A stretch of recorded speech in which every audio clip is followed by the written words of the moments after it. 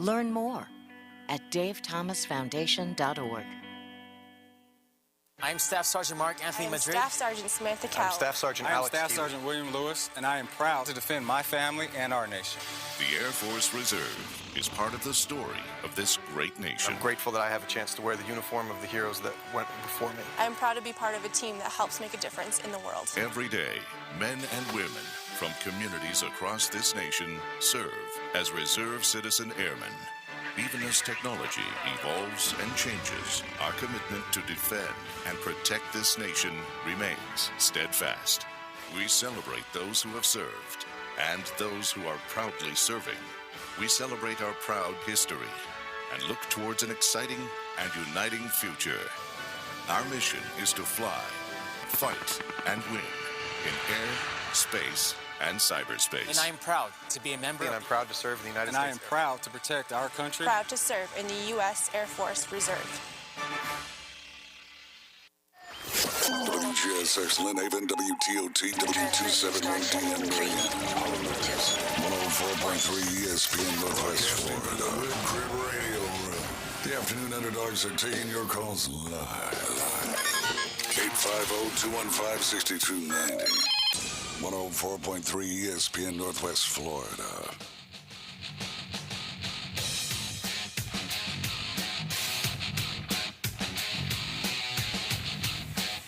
You are riding with the Afternoon Underdogs here on ESPN 104.3 and ESPN 102.1 in the Mariana area. Welcome into the Red Crib Radio Room. I'm AG Adam Goff. Along with me is Caveman Rick. Yo, how's it going, Northwest Florida? And producing on the ones and twos, Miles Lashley. Let's ride. All right. Welcome in again to the Rib Crib Radio Room. Go over some headlines here. We've got a busy weekend coming up sports-wise. Everybody's gearing up for college football. NFL's right around the corner. Everybody's got their fantasy drafts coming up. Speaking of which, the ESPN 104.3 fantasy draft will be tomorrow at 11 a.m. to 3 p.m. at Dave & Buster's. Please, please, please be there. Be early. Definitely be on time. Try to be early if you can. Need everybody's attendance if you want to participate in the fantasy drafts and the fantasy league throughout the year. Really looking forward to putting some faces to some names and some voices out there in the Panhandle, and looking forward to a really, really fun time at a pretty cool place. Yeah, I think it's going to be awesome. Yeah, we do have a couple positions still open, too, by the way, so if somebody still wants to get in, if we don't get the couple that we need, we might just make that Champions League 10 instead of 12, and just have to do some relegation a little bit differently, but we'll have to do what we got to do to make everything work out. But if you're still interested, give us a shout here at the radio station, call or text in, and we'll be able to hook you up. Yeah, call us, or actually text us in to 850-215-6290. Give us your name and your email address, and then we'll let you know what to be there at 11 o'clock at Dave & Buster's over in Pier Park. And then, even if it's more than two, just come on over. We'll let you know by about 10:30 or whether or not you're going to be able to make it into the league if we get those other spots filled, just because we're going to have, people there. Because we want everybody to be there. We want to have a full league and everybody to have fun. And we want to meet everybody, right? I mean, like I said, we talk to you guys every day. We want to see some faces out there. So, all right. So let's get into some of these headlines, right? So Texas has named Quinn Ewers their starting QB over Hudson Card, right? Quinn Ewers is the $1 million man, right? Came from Ohio State, goes to Texas, and he's kind of holding the ropes, if you will, for Arch Manning this year. Holding his adult beverage. Maybe even though he's not adult enough to drink one. Right. Hold my beer. So Quinn Ewers is 6'2", 206-pound quarterback. He committed to play for the Longhorns for the class of 2022, but he reclassified to the 21 class and signed with Ohio State after the state of Texas had prohibited high school athletes from earning money from their name, image, and likeness. Ewers took just 2 snaps and did not attempt a pass for the Buckeyes last season. So it's going to be interesting to see what Sarkisian draws up for this young man. Highly touted, was the number 1 recruit, obviously out of the state of Texas, and finally goes home, and he's got some big shoes to fill, not from his predecessor at QB, but in terms of what Texas football means. Yeah, bringing them back. And he transferred there knowing he was going to start, I think. No one transfers nowadays, or most of them, the highly recruited guys. They're not transferring thinking, oh, I'm going to have to fight for this position. They're transferring knowing that they're going to start. Oh, yeah. They already have pretty much deals already worked out, know what's going to happen before they actually go. I mean, because without that, I don't think you're going to see the movement that, you usually have been seeing along with the transfer portal.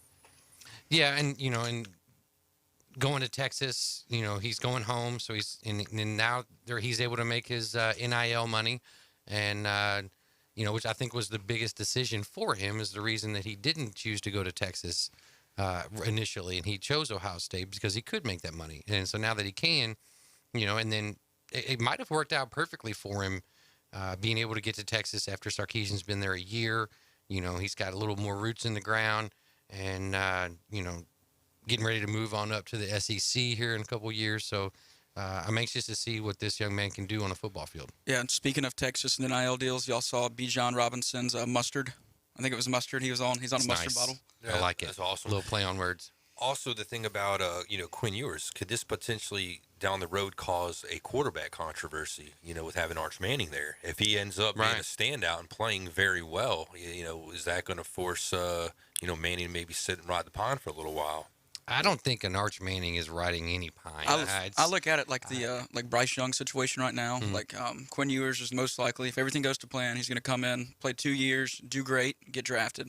Arch Manning has to sit 1 year. Well, he's got to play. He's got to be there 3.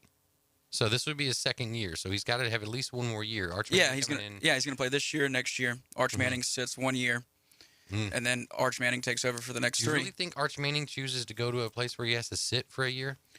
Yeah, I mean, look, Bama has quarterbacks that do it all the time. The guy behind Bryce Young right now, he's been there. This will be his redshirt junior year, so he's been there technically 3 years, but he still has 2 years of eligibility. And I really think the guy behind Bryce Young, next year he's going to play for the next 2 years and show out.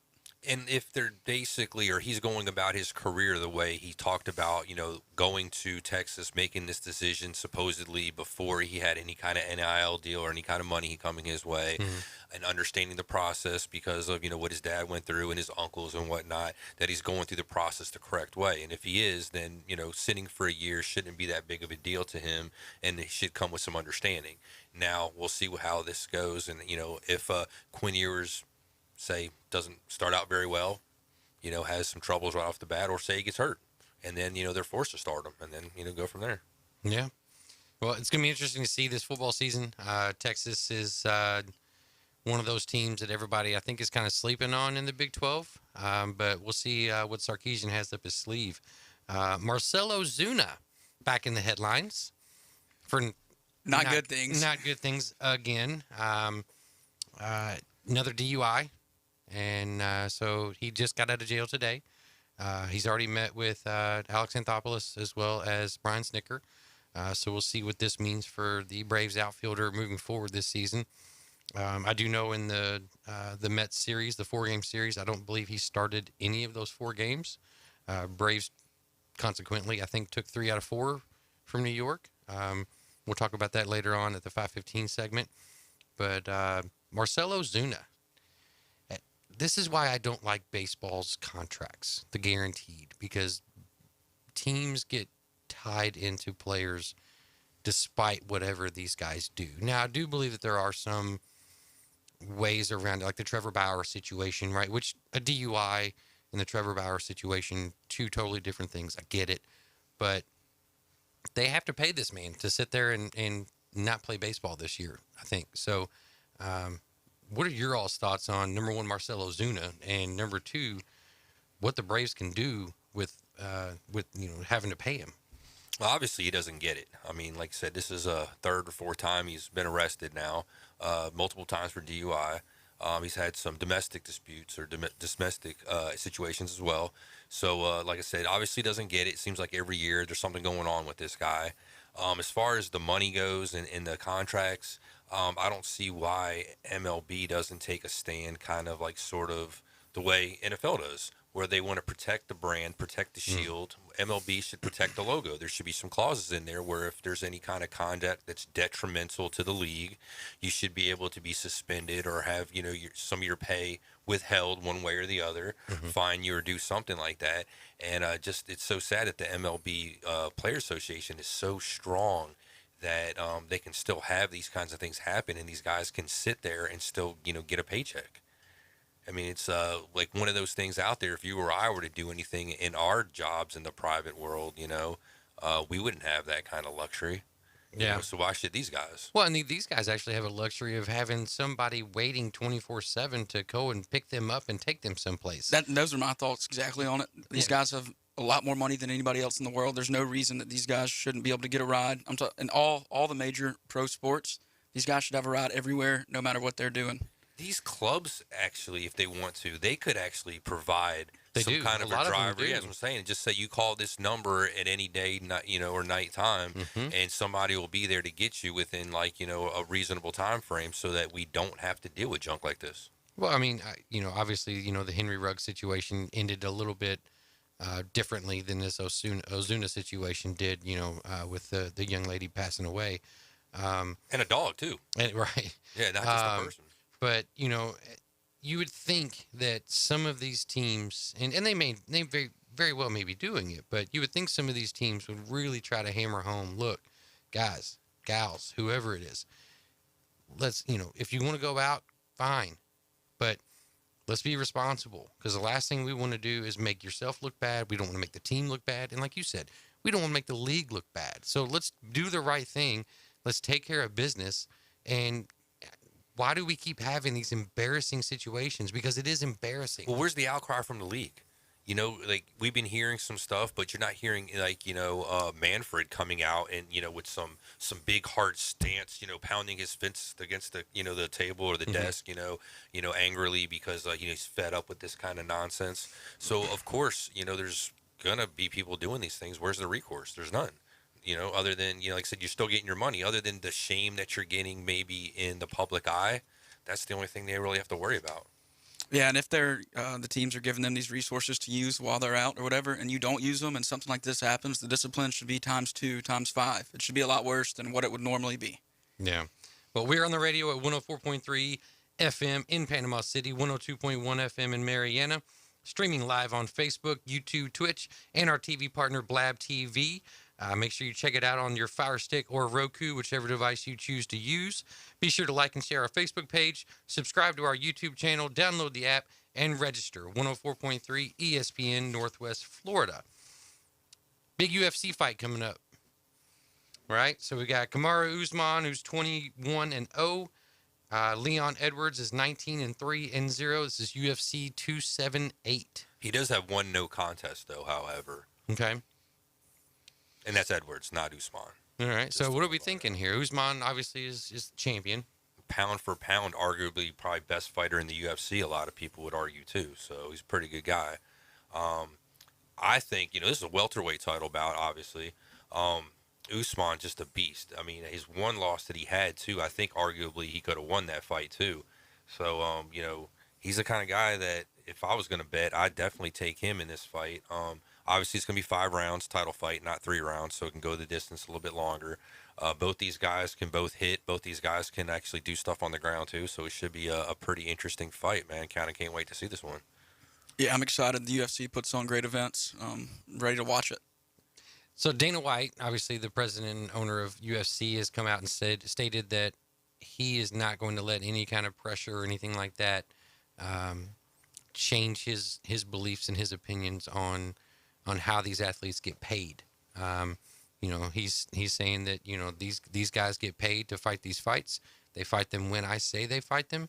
And I think there's a lot of other major sports out there that could really benefit from kind of following his model here. Yeah, and I don't see a problem with what he's doing. I mean, these fighters are fighting these fights and signing these contracts. They know what they're getting paid. If they weren't getting paid enough, they wouldn't be doing it at all. So they're obviously getting paid enough to want to go do this. He's going to have a hard time with this in the future, I'm afraid. Okay, these are fighters. A lot of fighters' backgrounds, people come from backgrounds that usually aren't very good, very poor backgrounds, No kind of like future or promise in their life. That's the reason why they're fighting. That's why they're getting punched in the face. Okay, and they're getting paid. They're doing this as a job. It's a living for them. Okay.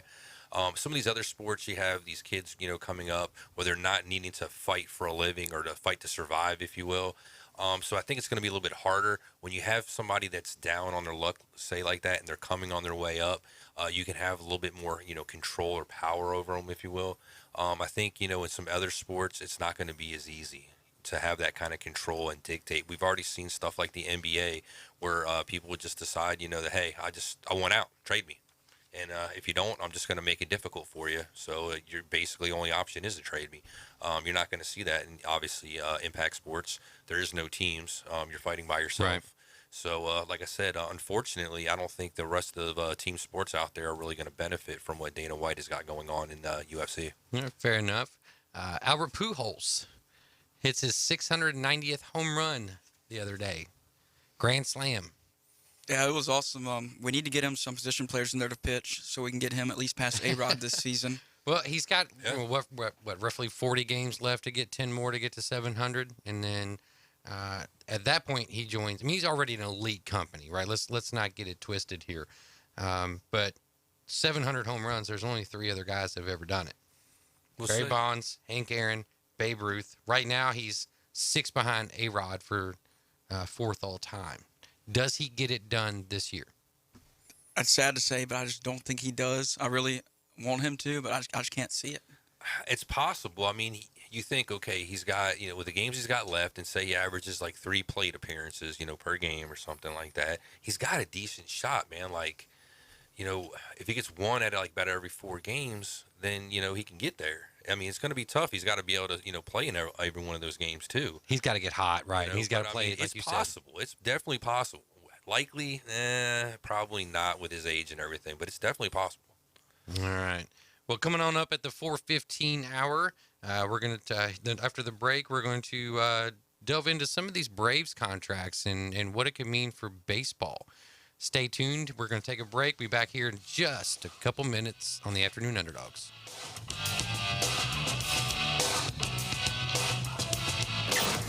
Weather in the Panhandle never stops. Turn to 104.3 ESPN Northwest Florida and staff meteorologist Tim Root for up-to-the-minute weather reports all day long. Moving northwestward into the Gulf of Mexico by the weekend. In-depth storm coverage. Gusty winds up to 60 miles per hour. And breaking weather as it happens. We do have a tropical storm warning. ESPN Northwest Florida. Rely on it. Spotty sunshine this afternoon. Clouds and showers and thunderstorms in the forecast. Highs around 87. The water temperature in the Gulf 86. Showers and thunderstorms overnight. Partly to mostly cloudy in the mid to upper 70s. More showers and thunderstorms over the course of the weekend. Highs in the 80s. This weather forecast has been brought to you by KHS and Associates, your source for affordable health insurance. For 104.3 and 102.1 ESPN Northwest Florida, I'm meteorologist Tim Root. Earthworks of Northwest Florida knows it's a perfect time for you to update your home. Whether it's routine touch-ups or a new look, Earthworks has just what you need. Sand, stone, mulch, and gravel, pickup or delivery. Visit earthworks.com and request a quote. Discover your dream landscape with Earthworks of Northwest Florida. Love the land you live on. Earthworks of Northwest Florida, 2005 Industrial Drive. Ben and Deb Collins, owners of Bay Guns and Gear, have been in business since 2010, offering new firearms and accessories with a huge selection available for your hunting needs and personal defense. Turn to Bay Guns and Gear. They have the weapon for you. Discount pricing. And if you can't find what you're looking for, they'll special order it for you. Bay Guns and Gear, across from Grease Pro at 3115 Highway 77. Visit their website, baygunsandgear.com. Lulu's Bar and Resto at Laketown Wharf is the perfect place to eat, drink, and relax. Enjoy a delicious dinner lakeside made with special ingredients. The kitchen is open late until 1 a.m. After dark, the good vibes keep flowing at Lulu's with themed parties and live DJs every single night. Lulu's Bar and Resto, open 7 days a week from 2 p.m. until 2 a.m. with availability for private events and birthday parties. For a complete menu and party schedule, follow Lulu's PCB on Facebook and Instagram. Live from the Rib Crib studio. Doing what other stations can't. The Afternoon Underdogs is live and local. 850-215-6290. Always be sure to listen for the dial tone. 104.3 ESPN Northwest Florida. And we are back in the Rib Crib radio room on the Afternoon Underdogs. Thanks for riding with us. I am AG Adam Goff, along with Caveman Rick and Miles Lashley. ESPN 104.3 is your home of the defending World Series Atlanta Braves. Listen to the Braves defend their title in ultra-high fidelity by listening on 104.3 and the ESPN Northwest Florida app. It's sponsored by Bill Bird Kia, Best Way Portable Buildings, Reliable Hydraulic Solutions, Ellis Agency Insurance, Panama City Toyota, PCB Coins and Cards, Brock's Pest Control, Guthrie's, and, of course, ESPN Northwest Florida. So let's delve into these Braves, right? So they've made some headlines here in the last week with some contracts, contract negotiations, things like that. Michael Harris signs a $90 million deal. I think it's 72. 72, like 9 8 years. Yeah. So what does this mean for other teams that you've got a young kid like Michael Harris comes in, makes a splash. He's arguably Rookie of the Year, either him or Spencer Strider, another Atlanta Brave. He's gotten off to this hot start, and now the Braves are already extending him. What do you all make of this? What does this mean? I mean, I think if you look at it from the Braves' point of view, if you're a fan, it's probably a good thing that you're locking up this core group of players that you've got that apparently, everybody's happy with. You're not hearing people complain about a bunch of these guys. Of course, Marcell Ozuna, you got the problems with him. But outside of him, everybody else seems to be, like on the same page and working together, to acquire the same goal, which is to win another championship. So on that end, it's a smart move for the Braves. They got guys locked up for long term for a fair amount of money. They're not overspending. So that's all great, how we talked about earlier. As long as nobody does something stupid, where they get in trouble and they, are still getting paid while they're, not being able to play, or as long as they don't get hurt. Obviously you got some 7, 8, 10-year deals that they've signed players to recently. Me, I'm not a fan, I've already said, of long-term deals, probably more than about 6 years. And main reason why I've seen it in a lot of sports, and it started for me with hockey, is that it's going to hurt a club one way or the other. I mean, you never see somebody live out a contract that's signed to that length. Usually, by the time that the length of the contract is over, they are already moved on to another team and been traded, or asked for a trade, depending on what league it's in, or they've gotten hurt, or for some reason they're retired and they're out of the league. So the last time we've seen somebody do that, I can't even remember somebody has had like an 8 or 10-year deal that fulfilled the whole contract with one Joey Votto is close. I mean, he just had season-ending surgery on his rotator cuff. He's got another year plus a club option. And Mike Trout's the other one I can think of. Okay. Well, he's still got, I think he still has 3 years left on his deal. And again, okay, this is Mike Trout. He's been with the same team with the Angels, and they haven't been able to do anything. Having a guy locked up like that, paying him grips of money. So, like I said, for me, I'm just not a fan of it. Not to mention, if you're the players union, you got to be livid, all right? Because now you're dropping the value of all these other players in the league by paying these guys not, I guess maybe what you even say would be fair market value across the league, So as the, Players Association for Major League Baseball, I would definitely be upset about this, because now if you have a comparable player whose numbers are the same as one of these other guys that's got a deal, a GM on another club is going to say, well, hey, the Braves were paying this guy this, and your numbers are maybe not quite up to par with his, maybe a little less, so why should we be paying you more money? If anything, we should pay you a little less money. And that's going to create probably a lot of problems here in the future. So I think it's good for the Braves, but it's bad for the rest of the league. I agree to a certain extent.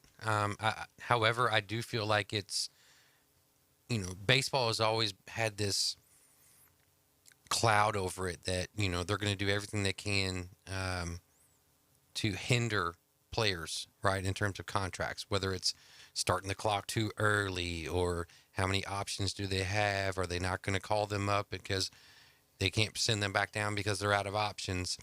They have these manipulations, if you will. For me, I think it's a good thing because it's showing that there are teams that are out there that are willing to put their money where their mouth is and say, okay, yeah, we believe in you. We believe that you're going to be part of our future.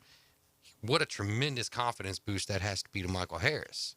And then you've got a young guy like Von Grissom who just got called up. Now, granted, I think it's a little bit different of a situation with Von Grissom just because he is so new. But, you know, if the kid comes out and does the same thing after this season, next season, you know, I could totally see AA doing something like this. And I've spoken about this at length about my Reds. Like, I wish they would lock up Jonathan India, who was Rookie of the Year last year. Like, if you'd have told me that we're going to have Jonathan India for another 8 years at even $9 million a year, I'd have said, do it, let's go. Because that kind of talent doesn't come along every day. But if you give those players a chance, which, again, goes back to what you're saying, you give those players a chance to, you know, have 2-3 years in a row of just out of this world success. Now, instead of having to pay them $5 million a year or $9 million a year, now you're having to pay them 20. So the team gets better, they get their money, and I think it's a win-win for Michael Harris as well as the Braves. Yeah, I have a thought. Tell me if I'm wrong. So Michael Harris was there the 8 years. Let's say we get 2-3 years down the road. It's just not working out. The Braves could call up one of their guys from AAA, pay him. Let's say he shows up, shows out the first 10 games he's called out. They could pay him about the same amount as what they paid Michael Harris, and it would still be a lot less than what these bigger market teams are paying one player. Yeah, and that's the thing is, so now you've got this, you know, you've got Dansby Swanson, who we're going to get into next. You know, the Braves have just begun contract negotiations with him. Well, if they don't have to worry about, you know, center field with Michael Harris there now, and he's written in ink, like hard ink, into the lineup every day for the next, you know, 8 years. Now they can spend a little bit more money on a player like Dansby Swanson, which, you know, again, we're going to delve into Dansby Swanson here next, but I think it does a lot for the team, and I still think it does a lot for the player. But so Dansby, they've just begun negotiations. I mean, what's he worth, right? I mean, you've got Carlos Correa, 3-year, $105 million. You've got Trevor Story, 6 years, $140 million. You've got Trey Turner, who's on a 1-year deal that's making $21 million, and that's going to go up from there. And then you got Francisco Lindor with a 10-year, $341 million deal. You know, so you're seeing anywhere between like $25 and $35 million a year. Where does Dansby fall in there? Because he's had one stellar year, and it's been a great year for Dansby Swanson. Yeah, he's a great culture guy, too, for that team. Got drafted by them, been there since. I personally think he sits somewhere between the $10 to $15 million a year range. Not much higher than that. Mm-hmm. Well, I'm thinking kind of like what Miles is saying. And here's the thing. You can't really pay this guy, honestly, like I said earlier, like fair market value in a lot of ways. Because if you do, you're going to be paying him more than what you're paying a lot of these other guys you just signed to. And is that going to cause clubhouse problems? Because now you got one guy in Swanson making some more money than, you know, some other guys that might have been there a little bit longer. Like an Austin Riley. Yeah, you know. So, I mean, so if he's going to take a, quote, you know, team-friendly deal, you know, what's that going to be on par, you know, with the rest of the guys on the team? You know, and you're going to have to find a happy medium where it's slotted in there somewhere where, you know, like I said, you're not going to have any kind of animosity there in the clubhouse. Yeah, I don't think the Braves players do a very good job of not worrying about any of that. They all know they're there to win a World Series every single year. Like Acuna, what's his deal? 6 years, $100 million. If he was in L.A. or New York, he'd be getting paid triple that. What does that say about these guys' confidence, too, by the way? And I'm not trying to be a hater here, but, like, you guys could make more money on the open market, I'm sure, if you just went out there, you know, on the open market. So are they thinking in their minds, too, that they're either not going to make it to the open market or it's just not going to be there, the money? Because, I mean, every year payrolls go up, you know, and the markets go up. So why not wait it out? And you're just showing everybody here that you're just kind of being content taking this. And granted, this is me from an outside perspective, obviously, but, you know, and I'm not a millionaire. But what's the difference between $10 million a year and $15 million a year? Yeah, maybe when you're paying taxes, $5 million, agents, all kinds of stuff. $5 million, right? But you still got millions there coming in every year, not to mention endorsement deals and things like that for some of these guys. So I think that's what weighs that's into 50% more, 10 to 15. But I think what weighs in though is what I'm trying to get at is if you have a chance to win every year, you're playing on a ball club that has that cohesiveness, that chemistry that we've talked about in the past. You know, what is a couple more $1 million a year if you have a chance to win every single year? Yeah, I think they all love their teammates. Worth? Right, what's that worth? And you see, like, okay, look what the Mets have been spending. Look what the Phillies spend, okay? I mean, not as much as the Mets. And now you're just spending this little bit of, in a relative term, chump change in comparison.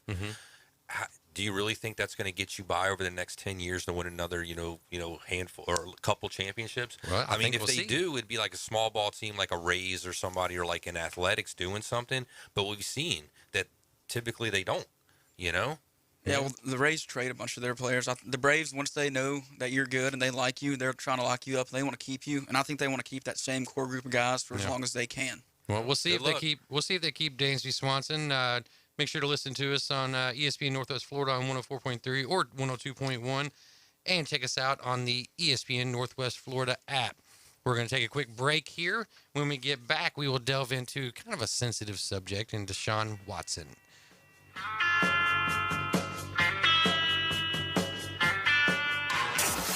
ESPN Northwest Florida.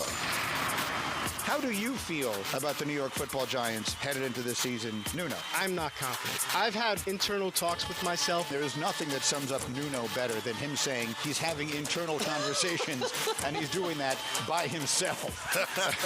We are undergoing internal conversations. Me, myself, and I. Greeny, weekdays 2 to 4, ESPN Northwest Florida. Hi, it's Coach James Hale. Keeping your car looking great is easy as 1, 2, 3 at Blue Sky Express Car Wash. By joining their monthly wash club, you'll get the best bang for your buck. And just 2 car washes, your monthly membership pays for itself. Don't miss the summer deal where all your monthly memberships are 50% off on your first month, starting at $9.99 a month. Become a member today at Blue Sky Express Car Wash on Bat Beach Road, right next to Home Depot. Tell them Coach Hale sent you.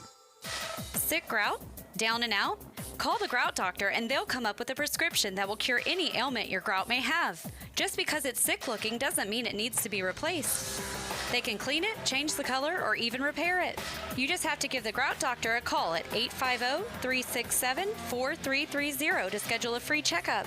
850-367-4330. Like the Grout Doctor Panama City FL on Facebook to unlock a special gift with your first service. Let the adventures begin in a new Kia from Billbird Kia. Now offering 3.49% APR up to 48 months on the purchase of a new 2022 Kia Sorento. You can expand your horizons and ride your next chapter with confidence in the outgoing and adventurous 2022 Kia Sorento that has the perfect balance of comfort, safety, performance, and technology. Billbird Kia is the home of the 20-year, 200,000-mile warranty. Stop by and see us at 2435 East 15th Street or anytime at BillbirdKia.com. We make buying a car easy and give you the peace of mind that you can trust. Offer from KMF for the purchase of a new 2022 Sorento with $22.36 per month per 1,000 financed at 48 months. Quantities limited. No down payment required. Cannot be combined with other finance offers. The 20-year, 200,000-mile warranty is a Billbird Kia warranty. See dealer for complete details. Offer for well-qualified buyers. Must take delivery from dealer stock through 9/6/22. He listens to Post Malone. He drives a Honda with ground effects and has Pennsylvania tattooed on his right tricep. Looking at a bad man. David Hayes is part of the Afternoon Underdogs, live from the Rib Crib Radio Room, 104.3 ESPN Northwest Florida. And welcome back to the Afternoon Underdogs. I am Caveman Rick, along with Adam Goff and Miles Nasty Lashley. And we are also your home for the Mosley Dolphins. Follow the Mosley Dolphins and Coach Tommy Joe Whitten with us. The excitement in the crowds of high school football is back. Live play-by-play with our own David Hayes and Kyle Wright. Friday, today, 8/19, we got the Dolphins versus the Rutherford Rams at Tommy Oliver Stadium. Kickoff will be at 7 o'clock. The coverage starts at 6:30. Stay with us after the show. This is all sponsored by Southern Orthopedic Specialists, Panama City Toyota, Tavario Solutions, Gulf Coast Aquarium, Barbaritas, and, of course, ESPN Northwest Florida. All right, so just got done talking some Braves. Let's move on to some NFL football. Talk about something that might be a little sore to some people's hearts right now, but Deshaun Watson. Obviously, we just got the news, yesterday got handed down. The guy's got 11 games, $5 million fine. What do you guys think about all this? Not enough. I still think it's bad on Roger Goodell. I thought he's going to make himself look good. I think this made him look worse than he already is. He got more games. How does it make it look worse? It should be a year. It should be a year by far. Okay. It should never have been 11 games or 6 or anything close to that. It should have been a year minimum and probably $10 million. He didn't play last year. He got paid. This year he's not going to pay. His salary is only $1 million. So where's all that at? Roger Goodell needs to put the hammer down, and I don't think they're ever going to get this right. Well, I understand your point, but at the same time, I don't think Roger Goodell is the villain in this story. Let's not get that messed up, right? I mean, the villain in this story arguably is Deshaun Watson. I mean, he's had 23 out of the 24 have been settled out of court. The confusing part for me is how can he say that he's standing on his innocence when he's settled 23 out of 24 of these out of court, and he's asking for second chances, and the Browns are talking about giving him a second chance, and that he's been rehabilitated. Okay, so number one, if he didn't do anything wrong, why does he need a second chance? Number two, if he didn't do anything wrong, why does he need to be rehabilitated? Number three, why is he forced to go to all these different classes and therapy sessions and things like, not massage therapy, but this therapy sessions to speak about what transpired while he was getting these massages? So it's double talk, right? It's you're saying one thing, but then you're coming right back and you're saying the complete opposite, and it's just, it doesn't make any sense. And granted, you can bash Roger Goodell all you want for it, but I mean, this is outside of the Calvin Ridley betting on the game of football. This is the biggest suspension we've ever seen in the NFL. So there was no precedent for this, and then they went to 11 games.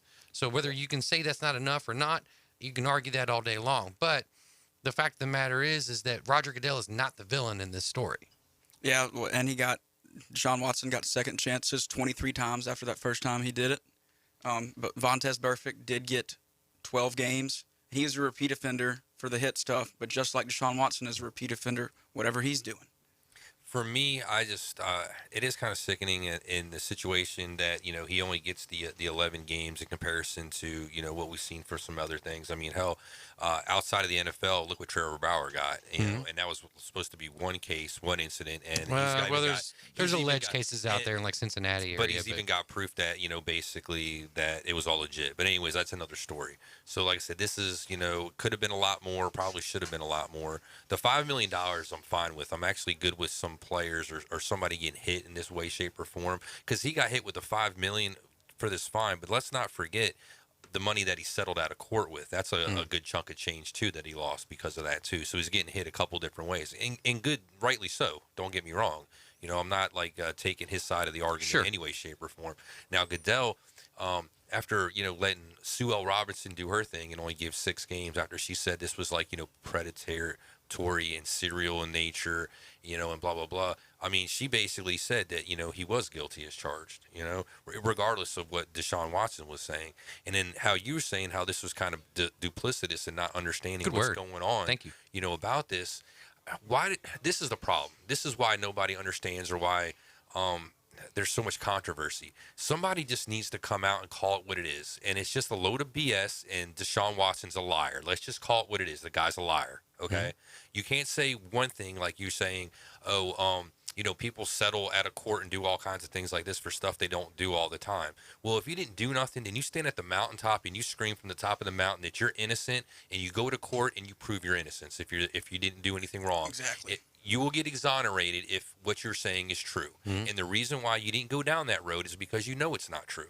So what the world just needs, and the media and everybody out there just needs to come out and say, you know what, dude, it's right to his face at a press conference or whatever, you are a liar. We don't believe you. And you know what? If people were called out more like that in public, in society, we might not have a bunch of people telling stories and talking this way, you know? But unfortunately, usually if you're the person that comes out and says something to that nature, people look at you as being the problem and not the person that caused the initial action to bring the problem, you know, about. They want to bring you up as being the problem. Unfortunately, I know about this a lot because, you know, I'm kind of open. I talk a lot about stuff, whether it's, the most popular thing, or maybe not the most popular thing. So I've had times in my life where people have gotten sore at me for bringing something up that, I'm like, why are you bringing this up? Why are you mad at me? I didn't do anything wrong. I just mentioned it. Yeah. So why am I the bad guy? Well, and then that's the thing, is like that triggered, right? Yeah. Like, so you've triggered people, and that's what Deshaun Watson is apologizing for right now, is he has triggered women all over the world. He's sorry that he got caught. He's not sorry that he did anything. He's sorry he's in trouble right now. And one day he says he's sorry. The next day he says he's innocent. What, Right. are you, what are you sorry for if you didn't do anything and you're innocent? Because he triggered all the women in the world is what he's sorry for. And it's a bad look, like you said, for Roger Goodell, for the Shield, for the Browns, and for Deshaun Watson. But here you are, you're the Browns, and you say you've vetted this whole situation, and now all this comes about. What does that make the Browns look like? Well, the general manager even come out and said if they had to do this all over again, they would do the exact same thing. So there's no remorse or nothing going on there either. Think if you're a woman and you're a fan of the Browns. I mean, that's a terrible position to be put into, to be rooting for this guy. It's a big argument right now on Twitter, on social media, of, how can you be a fan of the Browns and then still support this guy? And we saw this with the Eagles, Yeah, right? Mike Vick. With Mike Vick and the Dogs. Now, granted, I'm not comparing treatment of animals to treatment of human beings, but Mike in Vick terms of wrong, he went to jail, did his time, did what he was asked to do, and then he came back and he worked hard. So you know what? Yes, Mike Vick was a bad guy. Hell, I'm a dog lover, and I hated what he did. But you know what?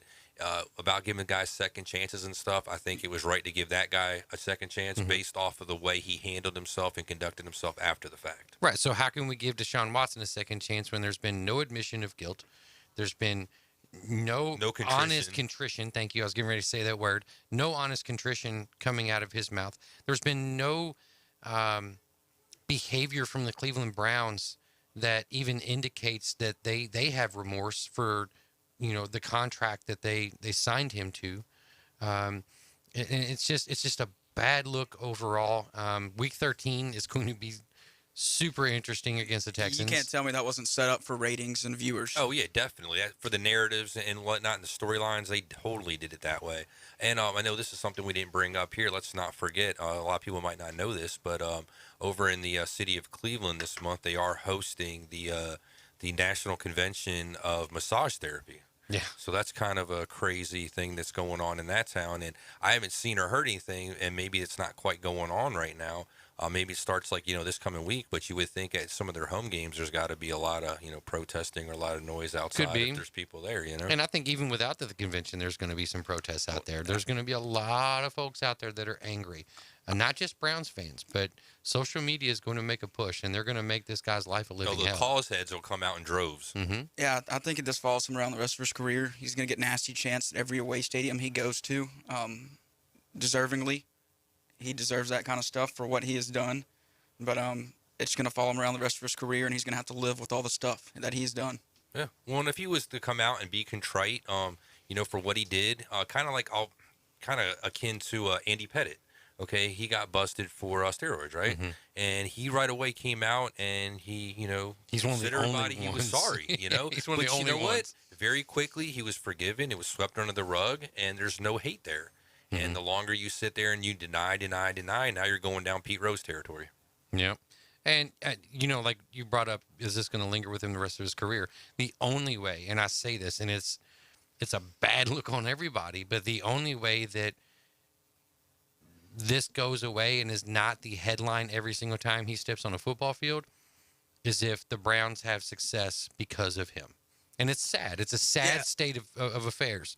But it is the absolute 100% truth. And I think even if he goes on to have a Hall of Fame career, this isn't going to keep him out, which kind of sucks. Oh, this actually might keep him out if he goes to have a Hall of Fame Ray career, Lewis. I would think. It's possible. That whole situation with Ray Lewis was a little different. There was different nothing that was ever really proven with that whole situation. Not that there was anything really proven with this, but I don't know. It's a good point. It's a good point, but Ray Lewis, what he meant to the league versus what Deshaun Watson could possibly mean to the league. Now, if Deshaun Watson goes out there and wins 7 Super Bowls like Tom Brady, we might be having a little bit different discussion here in about 15 years. Or if he just goes out for another like 13, 14 years after this and just, balls out, is a great player, even if he doesn't go out and win a Super Bowl, but he's just like a consistent, Pro Bowler year after year after year, that might help him out down the road. He might get some forgiveness, and hell, maybe he will come out here down the road and realize he's being a dope and say, hey, I am sorry and I did do some stupid stuff. But let's move on now to something else. Take a break. How about that? And come on back to some more trivia and headlines. You're riding with the Afternoon Underdogs on 104.3 ESPN Northwest Florida. ESPN Northwest Florida. It's the Coach James Hale Show. No weapons. Yeah. This is a physical confrontation. And coming in at number 14 is Mike Leach. Okay? Now, he might talk you to death, but I don't know. Number 13 is Brian Kelly. Now, Kelly's about 70 years old. Yeah. All right? Well, based on his dancing ability, he ain't getting out of the way of too many punches. Yeah. Weekday morning 7 to 9. ESPN Northwest Florida. That boot store is having a big sale on select clothing, including shirts, jeans, jean shorts, jackets, ball caps, and coats. You know a sale at that boot store is something special. So don't miss out. That boot store, next to Billboard Kia on 15th Street in Panama City. Open Tuesday through Thursday, 9 to 5. Friday and Saturday, 9 to 5:30. Remember Joe's motto, always keep Jesus in your heart. That boot store. Trying to figure out where to eat with your family or a group of friends that can't agree on what they want is hard. Well, not anymore. Jin Super King Buffet has something for everyone with extensive options, including top quality seafood, hibachi, and even a sushi bar. Dine in for lunch or dinner 7 days a week or call for takeout 850-238-8589. Come enjoy Jin Super King Buffet today at 9802 Front Beach Road next to Wonderworks. The newest and most authentic Mexican restaurant on Panama City Beach, El Rodeo Tequila Bar and Grill, 1136 Thomas Drive across from the Navy base. Not only do they have a great location and atmosphere, but they also have happy hour from 3 to 7. Buy one, get one free, regular margaritas and 12-ounce house drafts. And you're going to love their lunch specials Monday through Friday from 11 to 3. Plus, live music on Wednesdays and Saturdays from 5:30 until 9. El Rodeo Tequila Bar and Grill, Thomas Drive across from the Navy base. When it comes to moving your most valuable possessions, make sure you make the right choice for a smooth, hassle-free experience. Call the best Smooth Moves of Northwest Florida. They are licensed and insured. They perform full-service residential and commercial moving services, packing and unpacking, and even furniture arrangement. Smooth Moves of Northwest Florida has the lowest hourly rates in the area. Whether you're moving across town or across the country, they can handle it. Smooth Moves of Northwest Florida. Veteran-owned and operated. Call 850-319-8925. More Eagles. Coming this September, another year of live play-by-play with the Auburn Tigers. Now back to the Rib Crib Radio Room with the Afternoon Underdogs on 104.3 ESPN Northwest Florida. And you're back with the Afternoon Underdogs on Northwest Florida 104.3 and 102.1 in the Bonifay area. We're your home again for the Auburn Tigers. College football is right around the corner. Auburn Tiger football kicks off September 3rd versus Mercer. Hear every game here in ultra high fidelity right here on 104.3 ESPN Northwest Florida. All right, so let's get into some trivia. Let's make Miles work here, guys. All right, so light up the phones, guys, here. Here's the trivia question for today. It's going to be Auburn tasted sugar 3 times in Pat Dye's tenure as head coach. That was between 1984 to 88 and 89. What was his record in those 3 Sugar Bowls in which he had coached? All right, and if you get the correct answer, we got you a gift card, $25 to Barbaritos, to Swampy Jack's, 12-pack of Buffalo Rock, and give us a call. We're waiting, guys. Phone's not lighting up. So while we're waiting for somebody to call up, let's talk about some other headlines. Start with Nebraska coach Scott Frost. Says his offensive line, how about this, vomits 15 to 20 times per practice. Is that each individual player? Like, that's the question. Like, that's a lot of vomit. I would think that that's like the whole group as a whole is what I'm looking at it with the way they say the offensive So line. that's what, probably 15 players, give or take. So you're looking at probably once a practice, you got a player puking. So Doesn't sound as bad there, but it's still. It's 15 to 20 times per practice. Jeez. Well, that's the offensive line. That's what I'm saying. Yeah. So it could be one player per day is throwing up, which is not a good thing because there's a reason that they've gone away from 2 a days. There's a reason that they've put in all these rules. I mean, hell, what was it? 2 years ago, we had a young man in Minnesota pass away in a practice from heat stroke. There's something to be said for working your guys hard and, doing like a boot camp style, spring training and all that stuff and in summer and fall training and stuff like that. But, you've also you've been handed a job that your responsibility is not just to win football games. Your responsibility is to enrich the create young men and women, young people that you're trying to better their lives, through a sport, and this isn't just trying to develop them as a player. It's trying to help them develop as people as well.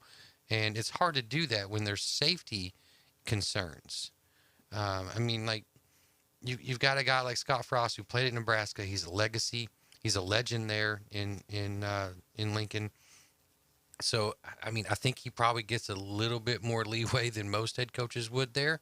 But it's deeply concerning that you have this many players, throwing up that many times. Yeah, my first thought when I saw this was crazy that he would say this in today's climate with the news and all that stuff.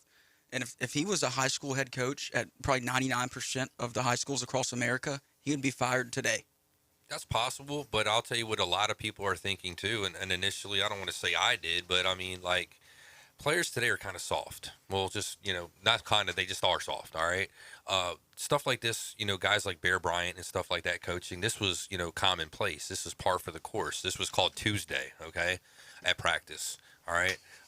So I'm not trying to poo-poo this, in any way, shape, or form, but at the same time, too, these guys are supposed to go out there, they're working hard. What are the chances that possibly these young men weren't training as hard when they were in high school, and now they're actually getting to some really hard work, if you will, in college, and it's affecting them a little bit. And as long as it's not doing anything detrimental to their health, as long as they have doctors out there and making sure everybody's, health-wise is okay and not in jeopardy, then I say roll with it. I don't really necessarily have a problem with it.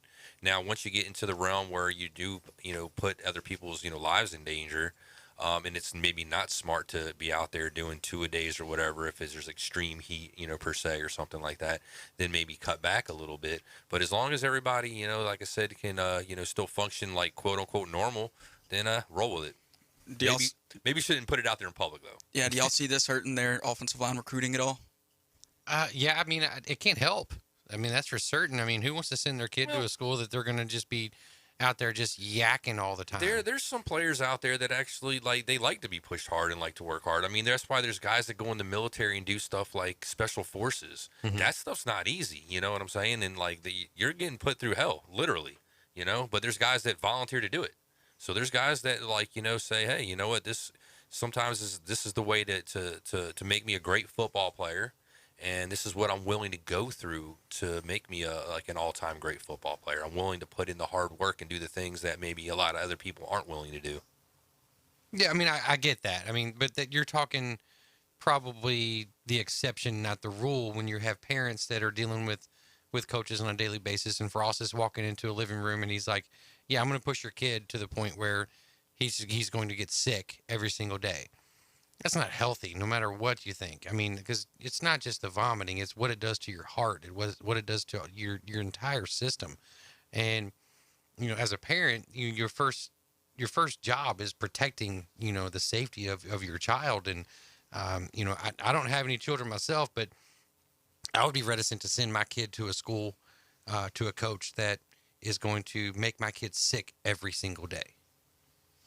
I don't know. Like I said, I let my kid make that decision. If he's willing to go through it and he wants to do the work and he wants to do it, hey, all for it, man. Go out there, son, and make me proud. Mm-hmm. Are you guys video gamers? Definitely. I am. All right. Well, lead us off here. If you play Madden at all, the new Madden 23 officially came out today. John Madden on the cover. Legendary guy. As it should be. Yep. On the original covers, too, by the way. Yeah. They should have kept him the whole time, probably. Well, I mean, maybe so, but I mean, it also, that's how you sell more, because when you have those video games that come out every single year, like those games, if you don't do something different every year, a lot of times people won't pick up the new game, you know, obviously. So if you got a new cover athlete, you spice it up every year with a little different, you know, add-ons here or there. But I mean, can you guys believe that, you know, the original John Madden Football came out in 1988, back when it was just called John Madden Football, before we actually got into the years. And then it wasn't until 1993 when they had Madden 94. And that's when that came out, and that's when we started doing like the current invocation of the way the Madden games have been categorized or listed, if you will. Yeah, me and David talked a little bit about the new NCAA coming out next year, and they're talking about doing the best player from the year before or the Heisman winner on the cover for the next year. That sounds fair enough. Like it's a reward for you know, getting a great accomplishment or something like that. It sounds pretty cool. Yeah, I mean, with NIL deals, obviously, you know, EA Sports having the Madden franchise, and then you know, having college football, it's I can't imagine what those deals are going to be worth. Not just to the name players like an Arch Manning or Bryce Young or players of those ilk, but I mean, even the offensive linemen in, you know, the third string linebacker whose name is going to be on this game. Like, you know, what kind of money are they going to be drawing in from this? Well, that's where the problem is EA's running into. They're talking about only doing the top 2 strings on the depth chart for paying those guys and naming all of them in that game. Because if they did all 5 strings for every single 136 schools, that's a lot. That's a lot of money that they have to pay out to all these guys. Right. And if they're making a lot though. But they could honestly, because that game has been gone for what, 9 years now, close to. By the time it comes out, it's gonna be almost 10. They could make that game probably $125, and there's for the basic version, the one that not came the out extended version or whatever. The last one that came out is going for like $250 right now. It's the cheapest you can find it. Right. What I'm saying though is if they bring that game out and they say, okay, it's $150 for that game, they're still going to sell the heck out of that game. Everybody's going to buy it because it's the first time it's been out there for forever. You've got actual name, image, and likeness of all of these players, because that was one of the frustrating parts about playing that game. You know, whether it was college basketball, college, you know, football, is, you know, trying to identify, okay, well, let's see, well, we've got this quarterback for this school, but it doesn't really match. So is it realistic? So, I mean, but Madden coming out today, you know, Madden has always been kind of ahead of the curve in terms of identifying stars. And, you know, I mean, hell, even the Madden rankings are a huge story, not just, you know, on social media, but on ESPN and everything else. It's a huge story. I don't think the NFL players get paid a ton of money for being in the game, but it also offsets that they're getting paid millions in the NFL. And I think the NIL in college will help that, with them not going to the table, hey, I want $500,000 to be in this game. Instead, hey, I'll take $5,000 to be in this game because I'm making a bunch of other money over here. Right. Or you can use it as like, you know, like a royalty thing too. If you're in the game for a while and every time they sell a copy, you get a certain amount of money or something like that. You know, you can do something to that effect. And yeah, you talked about, you know, Madden being ahead of the curve. That was true to a certain point. But if you remember NFL 2K, when ESPN came out with that was a very dope game. I wish they would re-release that game one way, shape, or form. I think that would be a great idea too, though. The NFL Street, the Blitz one, yeah, beat each other up. NFL Blitz too. It's like their version of NBA Jam, right? Yeah, like NBA Jam or NHL Open Ice. Those were great games as well. Can't just remember playing those, you know, in the arcade or back on the old like Sega Genesis back in the day. Yeah, Madden coming up. You know, I can't say that I've played Madden in the last 2 years, just too busy with work, but this season might be just a little bit different with my Bengals having some success last year, so we'll see. Well, thanks for riding with us. We're going to go and break here for the 5 o'clock hour. Stay tuned to us. We'll be right back with the Afternoon Underdogs on Northwest Florida.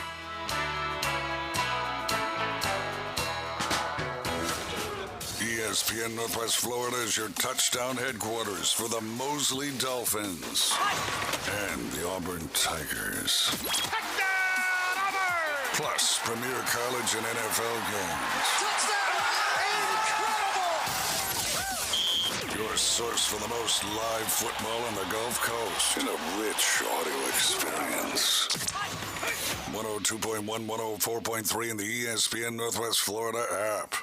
Ben and Deb Collins, owners of Bay Guns and Gear, have been in business since 2010, offering new firearms and accessories with a huge selection available for your hunting needs and personal defense. Turn to Bay Guns and Gear. They have the weapon for you. Discount pricing. And if you can't find what you're looking for, they'll special order it for you. Bay Guns and Gear, across from Grease Pro at 3115 Highway 77. Visit their website, baygunsandgear.com. Tire Brokers is your one-stop shop for all your auto repair needs. Whether you need an oil change, brake or engine repair, or tire and wheel services, the skilled technicians at Tire Brokers are trained to take care of it all. They even service commercial vehicles and farm and forestry equipment. Tire Brokers is dedicated to providing their customers with the very best auto repair service experience, including upfront and honest quotes, timely response to issues, and quality products and parts. Stop by the newest location in Panama City Beach at 506 Thomas Drive to let Tire Brokers earn your business and exceed your expectations. Ellis Agency Insurance has been serving Panama City and Bay County for years. They offer a full line of affordable insurance coverage of all types. Many people are attracted to Ellis Agency Insurance because of their friendly, knowledgeable staff. Call independent agent Johnny Ellis for a true comparison of your personal or business insurance. Ellis Agency Insurance at the Old Cullen Insurance location, 1134 Harrison Avenue, across from Dandy Donuts and Deli. Call 763-1627. Bay Breeze Bait and Tackle, this is Tim. Do y'all sell bait? Yes, we seasonally stock live shrimp, live bull minnows, live sand fleas, live fiddler crabs, earthworms, night crawlers, crickets. We also stock frozen shrimp, sand fleas, mullets, squid, pre-rigged ballyhoo, bonita, stingray, cigar minnows, Boston mackerel, Spanish mackerel, and a few other miscellaneous baits. It's worth the drive to buy premium locally sourced bait from Bay Breeze Bait and Tackle, located directly off Highway 98 on the west end of Panama City Beach. 850 strong. WGSX Lynn Haven, WTOT, WT71DM Mariana. Power Methods, ESPN Northwest Florida.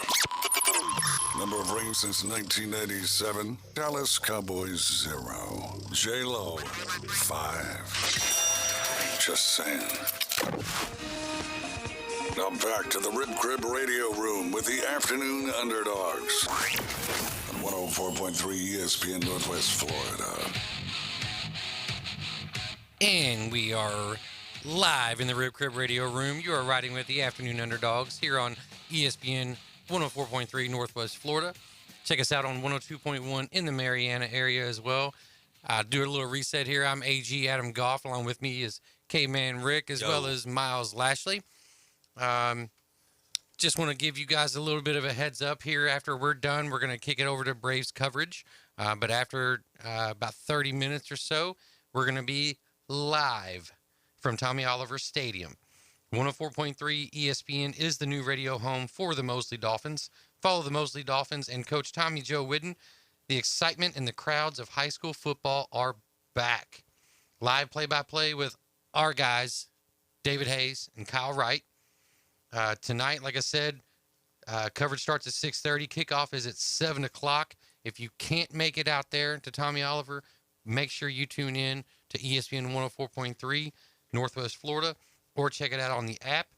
We're sponsored by Southern Orthopedic Specialists, Panama City Toyota, Tavario Solutions, Gulf Coast Aquarium, Barbaritos, and ESPN Northwest Florida. So, high school football is back tonight. It's exciting for the Bay County area, the Panhandle. College football right around the corner, September 1st. What teams, other than the obvious Miles with Alabama, what teams are you guys excited to see? What teams are y'all looking out for? So Big Ten for me, I'm looking at Michigan State. They had a great year last year. I want to see if Coach got some big money. Yeah, and I want to see if they can keep that momentum up, the recruiting, all that, and I want to see if they can make another splash this year and possibly get to that championship game in their conference. Okay. My answer is probably going to be pretty generic. I'm just looking out for the teams that, the new faces and new places, guys like, Lincoln Riley out in, USC, Cristobal, let's see, what's his face, Lanning over in Oregon, stuff like that. Just seeing how some of these new guys are going to do with some of these new teams. See, if the promise that in hopes that are there that, in the movement of these guys going there actually come to fruition. For me, it's Brett Venables and what he means for not only Oklahoma, but also what he means in terms of what Clemson has left. Not only because I'm a Louisville fan, but as far as the ACC goes with Clemson, but Venables has been sought after basically his entire career at Clemson. And, he waited till the perfect time for Lincoln Riley to leave to go to USC, and he takes over a program like Oklahoma. Most of the time you see defensive coordinators, here lately there's been, more exceptions to it, but for the most part, they've got to start over as a head coach in a Toledo or, a Jackson State or, a smaller school. But to see, somebody like Venables, who was arguably one of the best defensive coordinators in the country, take over a school like Oklahoma, which has predominantly been an offensive school. I want to see them have a defense. I'm anxious to see what they're able to do in that Big 12 because they're still in the Big 12. They're not SEC yet, Miles. You can't count them as yours yet. I would put money on it that they will be in there next year. Could be. We'll see. But I'm curious to see what Venables is going to bring to Oklahoma and what his loss is going to look like for that Clemson Tiger football program. I'd also like to mention, too, Notre Dame, man. Marcus Freeman, being that he's a new coach there, taking over for Boy in LSU. Fifth in the AP, right? Yeah. Yeah. Is that high? No, it's right where they should be. I Probably mean, so. they win games, but they can't get it done in the playoff. I think that has to do with their GPA requirements and that kind of stuff. But I just hope that he gets more of a fair shake than Ty Willingham got, being that he's the second black head coach in Notre Dame history. I think he didn't get enough of a fair shake. Ty Willingham only got a couple years, if I'm not mistaken. And then they went to, Charlie Weiss. Charlie Weiss was going to say the Patriots' old OC, and he was horrible. He didn't do nothing for him. No. They should have stuck with Willingham. Best thing he did was get Manti Te'o. And it Which is documentary on Netflix, by the way. Have y'all watched it? Wild. Yeah. Awesome. But such a good show. They just went with somebody like Weiss because they thought, oh, hey, Patriots are winning, Tom Brady, this, that, and the other, and he can come over here and just all of a sudden plug in some offense, and we were just all of a sudden just gonna have this air raid offense, and we were gonna be able to do all these things or whatever. And it just was a sad situation. So I really hope that he gets a fair shake and gets his chance there. Give him enough time to build something there, and then hopefully maybe he can take him over the hump finally. Yeah, Notre Dame is definitely an intriguing storyline throughout the entire year. Another one is Tennessee, right? We've had all these pundits on here that are SEC, whether they're from Ole Miss or Oklahoma or from Arkansas, and everybody's saying that Tennessee is that scary team, that trap game, if you will. The Dallas Cowboys of the college football world, Right. where every year this is their year. Right. But what I'm saying though is they're receiving all this high praise, right? And they've got Hooker. Can he take that next step? But then they don't get ranked in the AP. What does that mean? I think it puts a chip on their shoulder. I mean, they had a great year last year for what they've done the past 10 years overall. Amazing year last year. I think they come out and have a better year this year. Hooker's been there, second year there. I think he shows out this year. And as a Bama fan, I'm scared to go up there to Knoxville and play them. You just don't want to hear Rocky Top. It's okay. You can admit it. I don't want to lose to them there. they haven't beat Bama in 13 years, 14 years? It's been a long time. time. So that means you're about due? No, not while Nick Saban's there, but the day Nick Saban leaves, I don't know what I'm going to do. Well, they said that he would never lose to one of his old coaches, and he did that last year. Right. Every record's meant to be broken. Exactly. I mean, that's what happens. Everything's pretty much cyclical. So, like I said, I think that, they're due. Will it happen? I don't probably see it, but it'd be nice to see it happen. Week 1 games to watch. Louisville was in the Big East before it was in the ACC, so I always enjoyed watching the West Virginia-Pittsburgh game, the backyard brawl. I think a lot of that rivalry has diminished in terms of the heat inside that rivalry just because they haven't played in so long. But, I don't know if y'all remember any highlights of those games. And it was never highlights of the players. It was always highlights of the fans in their respective stadiums, particularly West Virginia there in Morgantown.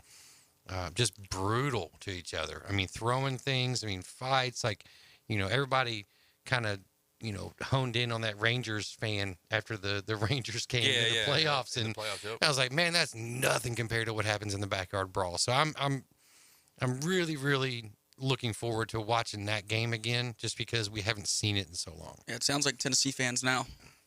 Yeah. For me, I guess I'm going to steal an idea off of somebody from earlier in the week. But when Coach Andy Siegel was here, he talked about that first game for FSU against, I believe he said it was Mercer. Duquesne. Oh, Duquesne. I'm sorry. Mercer was against Auburn. They play Auburn. Okay, my bad. So Duquesne. Right here on ESPN 104.3. That's what I heard. The Duquesne game, okay? Just because of, Mike Norvell and the situation over there, and that being like, a game that, if they're doing the things that FSU fans are wanting to do and moving in the right direction, he's saying that they should probably win that game by 60 points. And then if they don't, that could be just like the nail in the coffin there for, Mike Norvell. So I'm going to pay attention to that and see what actually happens in that game, as that being an indicator of how FSU is going to do this year. Yeah, it's not a name rivalry or anything like that, but it is. It's a litmus test, right, according to what he was saying, and that's why I want to check it out. LSU gets the tape on that too. Exactly. They won't have seen any tape on LSU going into that game.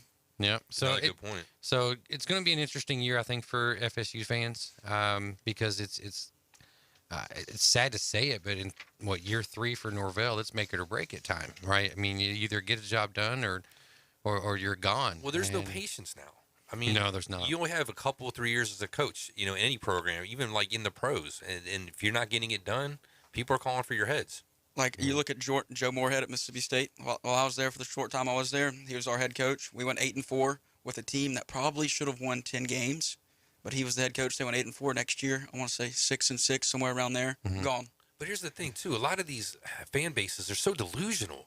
Like, there's going to be one champion a year, first off, okay?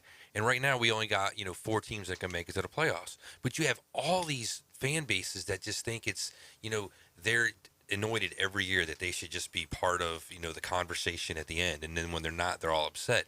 And not everybody can be there. You have to pretty much like win out to actually even be in the conversation at the end, or have like basically one loss. And they said you have all these delusional fan bases and teams out there with a couple losses that still want to try to make arguments for their team being number one. And it's kind of sad, actually. Yeah. Well, you know what? If you want to be a champion, make sure you show up tomorrow at Dave & Buster's for our ESPN Fantasy Football Draft. You must be in attendance tomorrow at 11 a.m. We'd like for you to try to be there a little bit early. Not too early, just because they don't open till 11. But Dave & Buster's, Pier Park, must be in attendance to compete in the league. If you cannot make it, please, please, please send us a message and let us know so we can try to get your spot filled. If you can, reach out to us at 850-215-6290. Text us your name and your email address, and we'll get back to you as far as whether or not you're going to be able to participate. We'd love for you everybody to participate, but we can only do about 3 leagues, which is quite a bit, actually. There are also going to be multiple people per se. If you want to be involved and you can't maybe necessarily show up, but you can have like a general manager, if you will, draft for you and show up. That is allowable as long as they're signed up underneath you on the ESPN Florida app along with your team. So there is a way around kind of doing some stuff like that. Bear with David if you send him a message about your email address and everything, and if you've not received that invitation yet, just bear with him. He's been a little busy, not only with this show, but also gearing up for Mosley Dolphins football, which you'll hear at 6:30 here on our airwaves. So really, really looking forward to that. I can't wait to tune in to listen to Dave and Kyle. So back to college football. We've got, like you mentioned earlier, Dan Lanning leaving Georgia, goes to Oregon. I'm super intrigued about this game because I think Georgia is set for a down year. I've said it on here before, and a lot of people were upset with me. I'll agree with you. But I feel like this is a game that is going to be really, really scary for Georgia Bulldog fans. Yeah, I agree with you on this too. I just think it's going to be very difficult for them to reload after the fleecing that they've had with the NFL draft this past year. With the NIL and everything, it's not the same landscape it was before. Sure. So if you win and you have that pedigree, you don't have those people coming to you in droves that want to come play for you. And now people are chasing money. So, unfortunately, Georgia did it maybe a couple years too late, and if they maybe would have won a championship a few years ago, they might have been able to continue a little bit longer and maybe build somewhat of a dynasty. Yeah, I'm not willing to write them off completely as far as, what they're able to do in the next few years, but I just don't think that you lose that much talent, particularly on defense, and don't see a level of attrition there. I understand the schedule probably doesn't, probably lines up in their favor, but I still see at least 2 losses, more likely 3 losses on that schedule. Speaking of NIL, though, did y'all see the coldest Crawford commercial from Nebraska? He did an AC commercial, and it's pretty much about having the coldest AC. Right, and I mean, use your name and use a spin on it and make some money off. Those are the NIL deals I love, and it got that company. That video has over 6 million views. Yeah, so that company's gonna be busy as hell right now. So Master P, the rapper, make you say, his son is playing for the University of Louisville basketball team. He's a preferred walk-on. And so Master P has just signed on to be like a brand marketing kind of deal. An ambassador for like the team? No, not for the team, for this like company, this like t-shirt company and things like that, where he's going to be involved in it and involved pretty heavily from what I understand. So I thought that was pretty interesting. That's kind of a blast from my college days, Master P and all that stuff. So I just thought that was an interesting kind of deal as well. And I do have one game that I am interested in, week 1. Sure. It's Memphis and Mississippi State. I am from Mississippi. Last year, all of y'all saw Mississippi State get screwed on that punt call versus Memphis. Yeah. Also, Mississippi State, that game shouldn't have been that close, but it was. So this year, I think it's going to be a dogfight, week 1. It's going to get chippy, and I'm ready to see it. I think Mississippi State pulls it out, but Memphis is going to put up a good fight. Oh, yeah, you guys should win that anytime, Mike Leach has time to game plan against somebody. Usually it's going to be bad things for the team that it's going against. So when he's gotten all summer to game plan against like one team to start out with, it's probably going to be ugly. It was like when LSU came off the national championship, Leach's first year there. KJ Costello was the quarterback, shortly lived, but he was the quarterback that game, threw for 623 yards and lit up LSU. And this is going to be his 3rd year there, right? Yeah. And usually on his 3rd year, he wins 9 to 10 games. Goes up, and takes a big leap, right? Well, keep listening to ESPN Northwest Florida on 104.3 or 102.1 in the Mariana area. Check us out on the ESPN Northwest Florida app. We're going to take a quick break here. When we get back, we will do a little bit of a Braves update. I know we did it earlier, but we'll go a little bit more in depth on this. Stay tuned.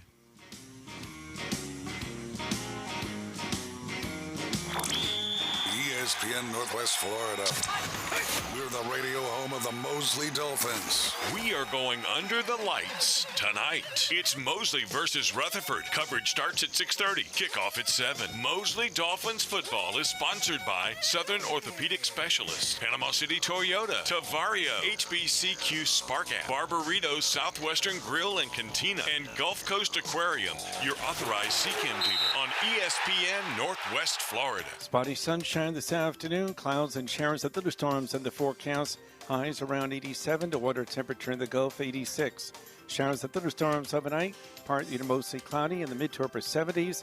More showers and thunderstorms over the course of the weekend, highs in the 80s. This weather forecast has been brought to you by Earthworks of Northwest Florida. For 104.3 and 102.1 ESPN Northwest Florida, I'm meteorologist Tim Root. Dat Cajun Place is the place to watch all college and NFL games. Don't miss a game with their 27 TVs and the NFL Sunday Ticket. It's 75-cent wings and $5 pitchers during live football games. Dat Cajun Place is LSU and Saints football headquarters.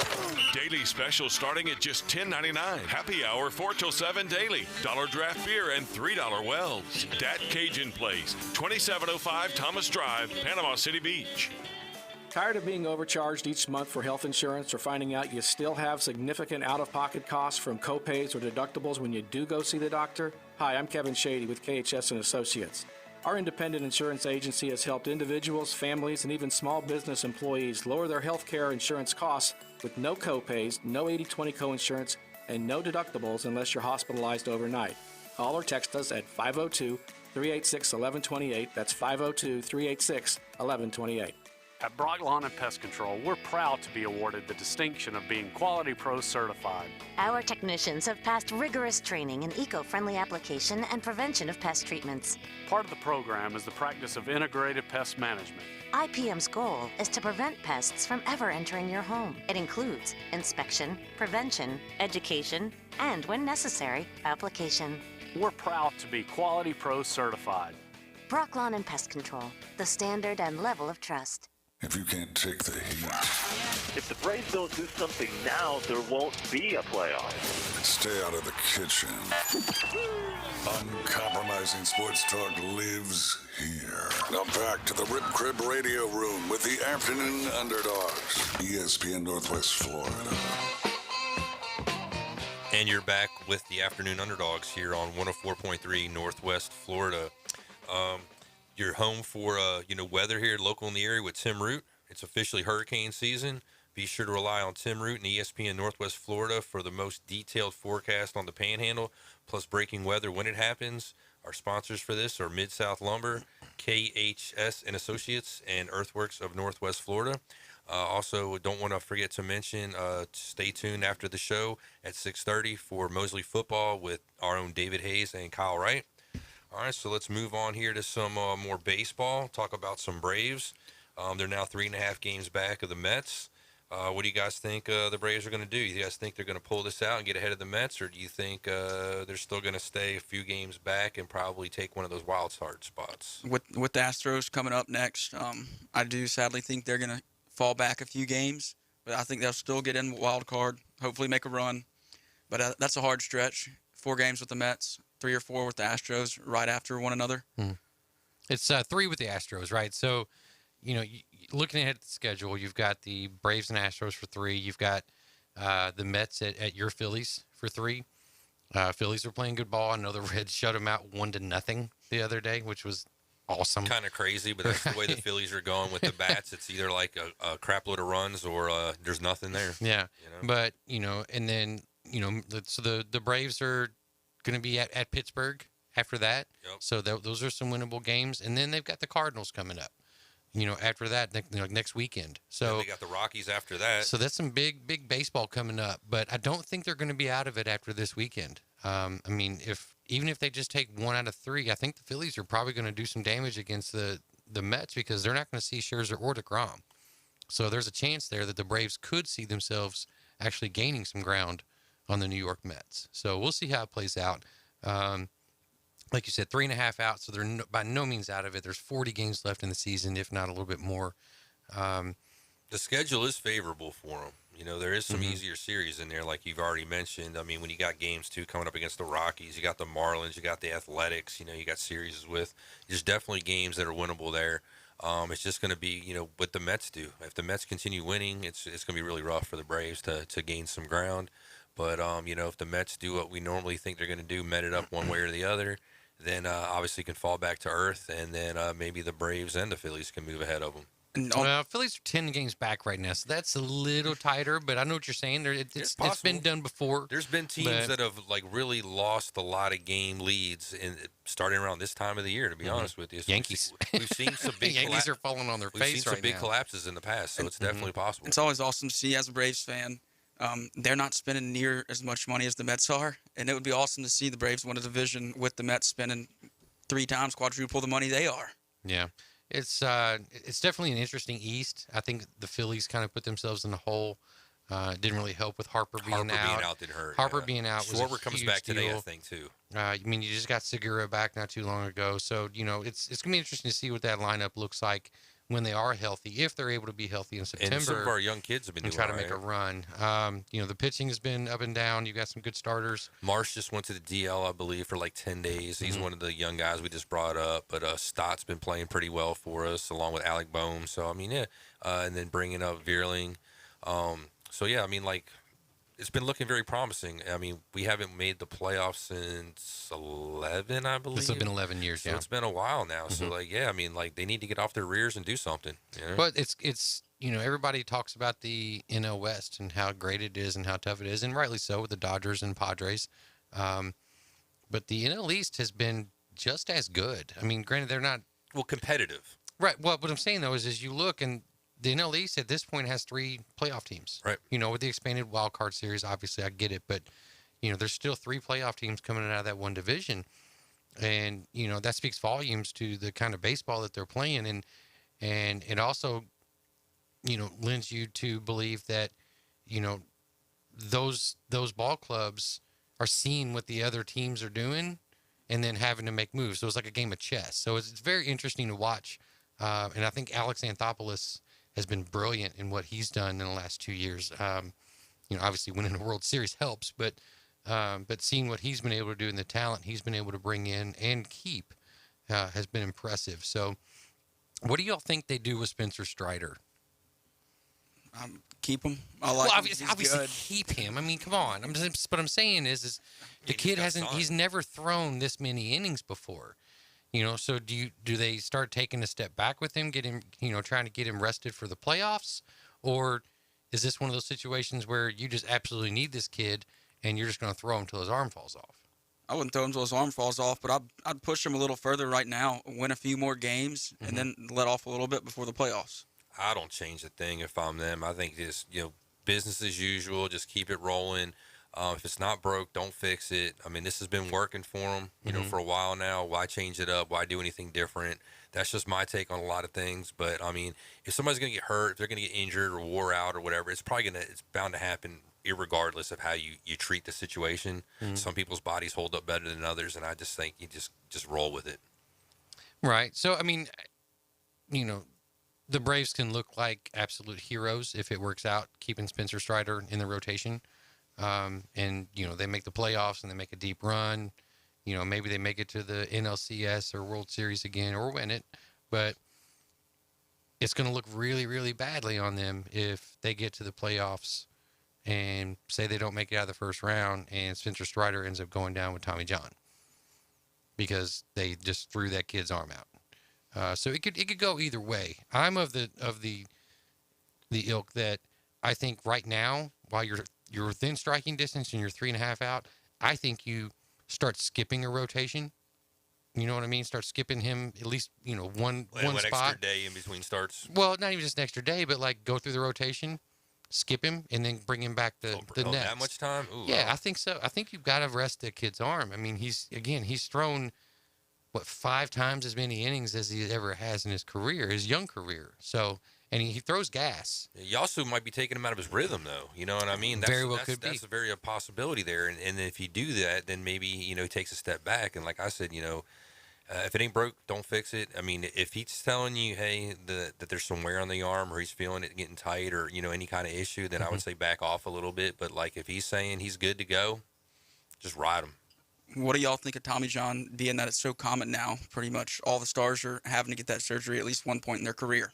Well, honestly, they come back stronger a lot of times. And that's what I was getting ready to say is there's a lot of people out there that are of the school of thought that, if you get a kid and have them have Tommy John surgery when they're 18, 19 years old and just go ahead and get it out of the way, chances are that their career, they're not going to have it again. Now, there's been pitchers that have had to have Tommy John a couple different times. But these kids nowadays, they're throwing so many breaking balls in, middle school, high school, AAU ball, even before they get to college or the minors if they get drafted out of high school, that, they're wearing their arms out left and right. And, the ball clubs are finding these kids that are throwing it 98, 99 miles an hour, and they're saying, we're gonna throw you until, again, your arm falls off, and then we'll just find somebody else to replace you that does the same exact thing.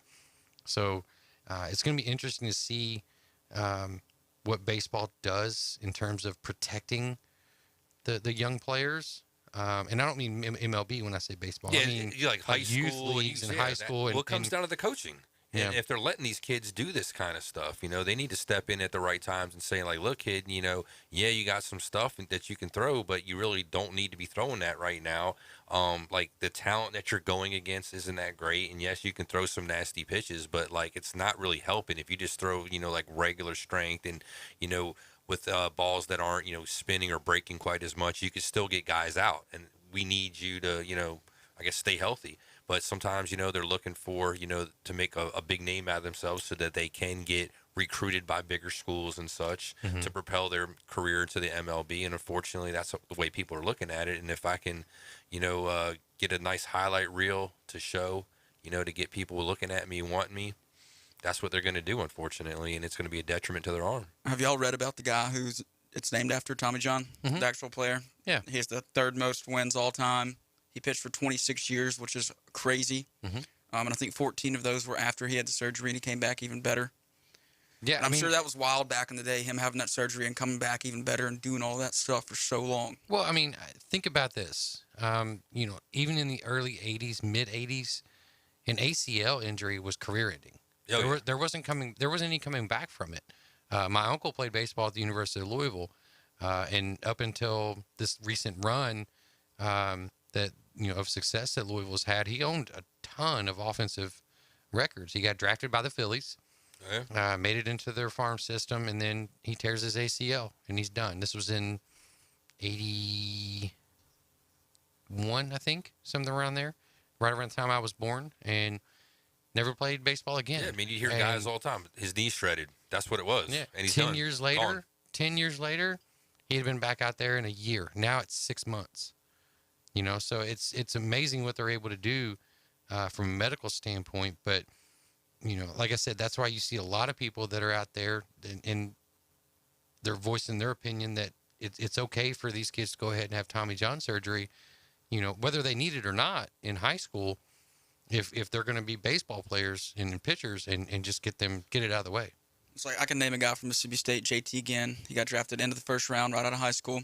Goes to Mississippi State for 2 years. He was an older guy, got drafted his sophomore year. He had to have Tommy John surgery halfway through his sophomore year. Still got drafted in the first round by the Mets. Yeah, and that's what I'm saying. It's not looked at as like, holy crap, we're never going to get this kid on the field again. They're coming back from it. Tommy John's a little bit different from an ACL. It's more like a year, like a calendar year nowadays than it is like an ACL, which is down like 6 months now. Yeah, and of course it's different for everybody too. Just, yeah, everybody's body's different. Everybody's going to heal at a different rate. Everybody can handle pain at different thresholds. But yeah, for the most part, it's gotten better. But a lot of it's got to do with the surgeries too. The surgeries are a lot less evasive than they used to be in the past, where they can use smaller cuts and do like more minor stuff to you.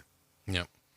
All right, so I guess we're going to take a break and move on to our next segment after this, which is probably going to be our NFL predictions that we want to talk about in each divisions. So stay with us, and we'll be back in just a few moments with the Afternoon Underdogs on 104.3 ESPN Northwest Florida.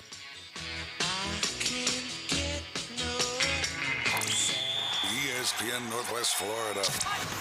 We're the radio home of the Mosley Dolphins. We are going under the lights tonight. It's Mosley versus Rutherford. Coverage starts at 6:30. Kickoff at 7. Mosley Dolphins football is sponsored by Southern Orthopedic Specialists, Panama City Toyota, Tavario, HBCQ Spark App, Barbarito's Southwestern Grill and Cantina, and Gulf Coast Aquarium, your authorized Seachem dealer on ESPN Northwest Florida. Golf Plus is your premier golf shop on the Gulf Coast. Not a big box or a chain store, but a local store with golf experts to serve you. An amazing array of demo and fitting products, plus a professional repair shop that can handle anything from a basic re-grip to a full set of re-shafts and everything in between. Golf Plus has locations in Dothan and Panama City Beach to serve you. Come see them today for all your golf needs. Located next to Firefly at the shops at Edgewater. Call 850-249-2726. Hi, I'm Bobby Likas with another Car Clinic Minute. Your car spark plugs are like an infantry. They work hard and fire a lot. How many times do spark plugs fire? And what can you do to keep them in shape? When we come back, I'll tell you. The Car Clinic Minute. It's Bobby Likas Car Clinic, brought to you locally by Hewitt Tire and Auto. Call 850-769-7323. Your certified AAA service center and hometown towing. Visit them online at HewittTire.com. On Airport Road in Panama City. That's 850-769-7323. Hewitt Tire and Auto Center and hometown towing. When your odometer clicks 10,000 miles, your spark plugs have fired 15 million times, transmitting enough electricity to power home appliances for 15 months. This high-voltage current, heat, and chemical erosion eat away the firing gap, widening it so much that plugs can't make their spark, resulting in wasted gas, lost power, and polluted air, if you can get your car started at all. So have your hard-working spark plugs replaced for most cars every 30,000 miles. Replacing marginal or misfiring plugs will save you heartburn and money. I'm Bobby Likas. Like us, you'll love us. Doing what other stations can't. The Afternoon Underdogs is live and local inside the Rib Crib Radio Room. 850-215-6290. When you have completed dialing, listen for the ringing signal. 104.3 ESPN Northwest Florida. You are riding with the Afternoon Underdogs right here on ESPN 104.3 Northwest Florida. Check us out on 102.1 in the Mariana area. We are live in the Rib Crib Radio Room. I'm AG Adam Goff along with Caveman Rick and Miles Lashley on the ones and twos. Can't wait to see everybody's faces tomorrow at Dave & Buster's. Just a friendly reminder, 11 o'clock a.m. Be there or be square. Please be there. And if you want to participate in the league, we still have a couple of spots open. Text us into 850-215-6290 with your name and your email address so that way we can get everybody on board and we can get this ball rolling. And what an exciting time. Fantasy football is back. I think I have like 3 drafts coming up in the next 2 weeks. So can't wait. So yeah, it's hugely exciting time. Again, and I'm excited for this one just because even though there's no money involved, but being a part of this station, in the small minuscule part that I play, it's awesome to be able to to get to meet some of you guys that are out there that are listening, the ones that call into the station, the ones that text us, that send us Facebook comments. I'm absolutely excited and thrilled to be a part of it, and I can't wait to start putting some stickers up on a board. Yeah, I think it's going to be nuts. I mean, we did one live 2 years ago at Beef O'Brady's over in Lynn Haven, and that was just one 12-team league, and it was pretty nuts just doing that. And we're going to have 3. Yep. So it's going to be pretty exciting tomorrow. So like I said, can't wait. Get up in the morning, man. It's all about getting ready to go out there and do some drafting. Yeah. All right. So NFL division winners. Let's do AFC here, and I'll start with the AFC East. I think Bills are the prohibitive favorite, obviously. The sleeper for me is going to be Miami. Is what can Tua do with all those weapons and a revamped offensive line? We know the Dolphins' defense is fully capable of doing their thing, but it's what can Tua do? The Bills, they've reloaded. Josh Allen is looking prime for another big year. I'm excited to see what James Cook can do out of that backfield for Buffalo as well. So it's not just about Stephon Diggs and Gabriel Davis and McKenzie that's out there, and then Dawson Knox. And, our condolences to the Knox family after Dawson's younger brother passed away yesterday. 22 years old. So it's sad. But the Bills for me is my pick in the AFC East. What you got, Miles? I got the Bills too. I think it's a clear favorite. The only other one I can think of, like you said, is Miami. Unless the Patriots somehow come out and Mac Jones, like everybody's saying, it's the second coming of Tom Brady. We're going to see it tonight. And stuns everybody. Yeah, that's another thing. The Patriots are playing their starters tonight. They probably should. They're all pretty young guys, so they need that experience. But yeah, the Bills are the clear favorite in that division.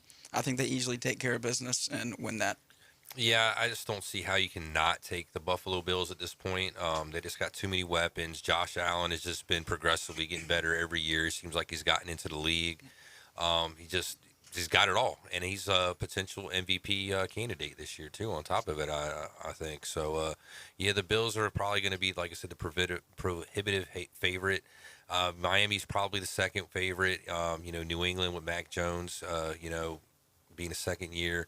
And he doesn't got the flair, over there like they used to have with Tom Brady and whatnot. Belichick's showing that, might have been a little bit more Brady and a little less him lately, too, in the last couple years. And, outside of that, the Jets, they'll be probably lucky if they win about, 6 or 7 games with Zach Wilson, and we'll see how his knee heals up. So I don't even see how they're really going to be able to compete in that division. So, yeah, obviously you have to go with the Bills. You didn't hear about Joe Flacco's drive at practice today? 60 yards. Oh, wow. All right, Miles, lead us off from the AFC North here. Who you got, buddy? So it's obviously not the Browns. They're going to start 2-10.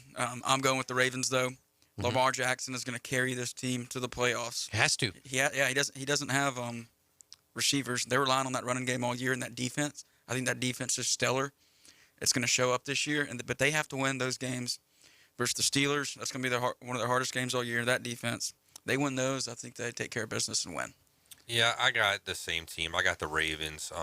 Looking there, probably not the most talented team all around with the most weapons, but Lamar Jackson's playing for a contract too, so obviously he's going to go out there and ball. He's betting on himself. Coming off injury. And he's betting on himself. They're going to give him every opportunity to win there. Coaching staff and his teammates, they're going to go out there and play hard for him. Everybody seems to love that guy. The Steelers, still quarterback situation, not 100% on who it's going to be. Trubisky, Pickett, see what happens there. I'm not sold entirely on that team. I know Mike Tomlin hasn't had a losing season yet in his career, so it's astounding. He might be due. This might be the year. We talked about Deshaun Watson and the Cleveland Browns having their issues. I don't expect Jacoby Brissett to even make it be 500 by the time Deshaun Watson's coming back to play. So obviously they're not there. They're not going to do a whole lot there. The Bengals actually they got a lot of promise. The only problem with the Bengals is they still have to show me that they could be more than just like a one and done kind of a team. Even back in the 80s when they were doing some stuff, it was the same kind of thing. They just kind of couldn't be great for like a long period of time. It was like kind of a flash in the pan kind of a thing. I think they're going to take a little bit of a step back. So for me, I got the Ravens this year. All right. I got the Bengals, and it's not just because I'm a Bengals fan. You look at what that team was able to do at the end of last year. Obviously making it to the Super Bowl. You look at what the upgrades they had on the offensive line. Their rookie offensive lineman, Volson, is making huge strides in camp. They're saying he may start on the offensive line this year as well. What they did in the secondary in their draft was huge. Losing Jesse Bates potentially for the year because of contract dispute is a big deal. But at the same time, I feel like you can replace that Jesse Bates. As good as he is, I feel like he's replaceable. Now, if it's a Burrow, it's not going to happen.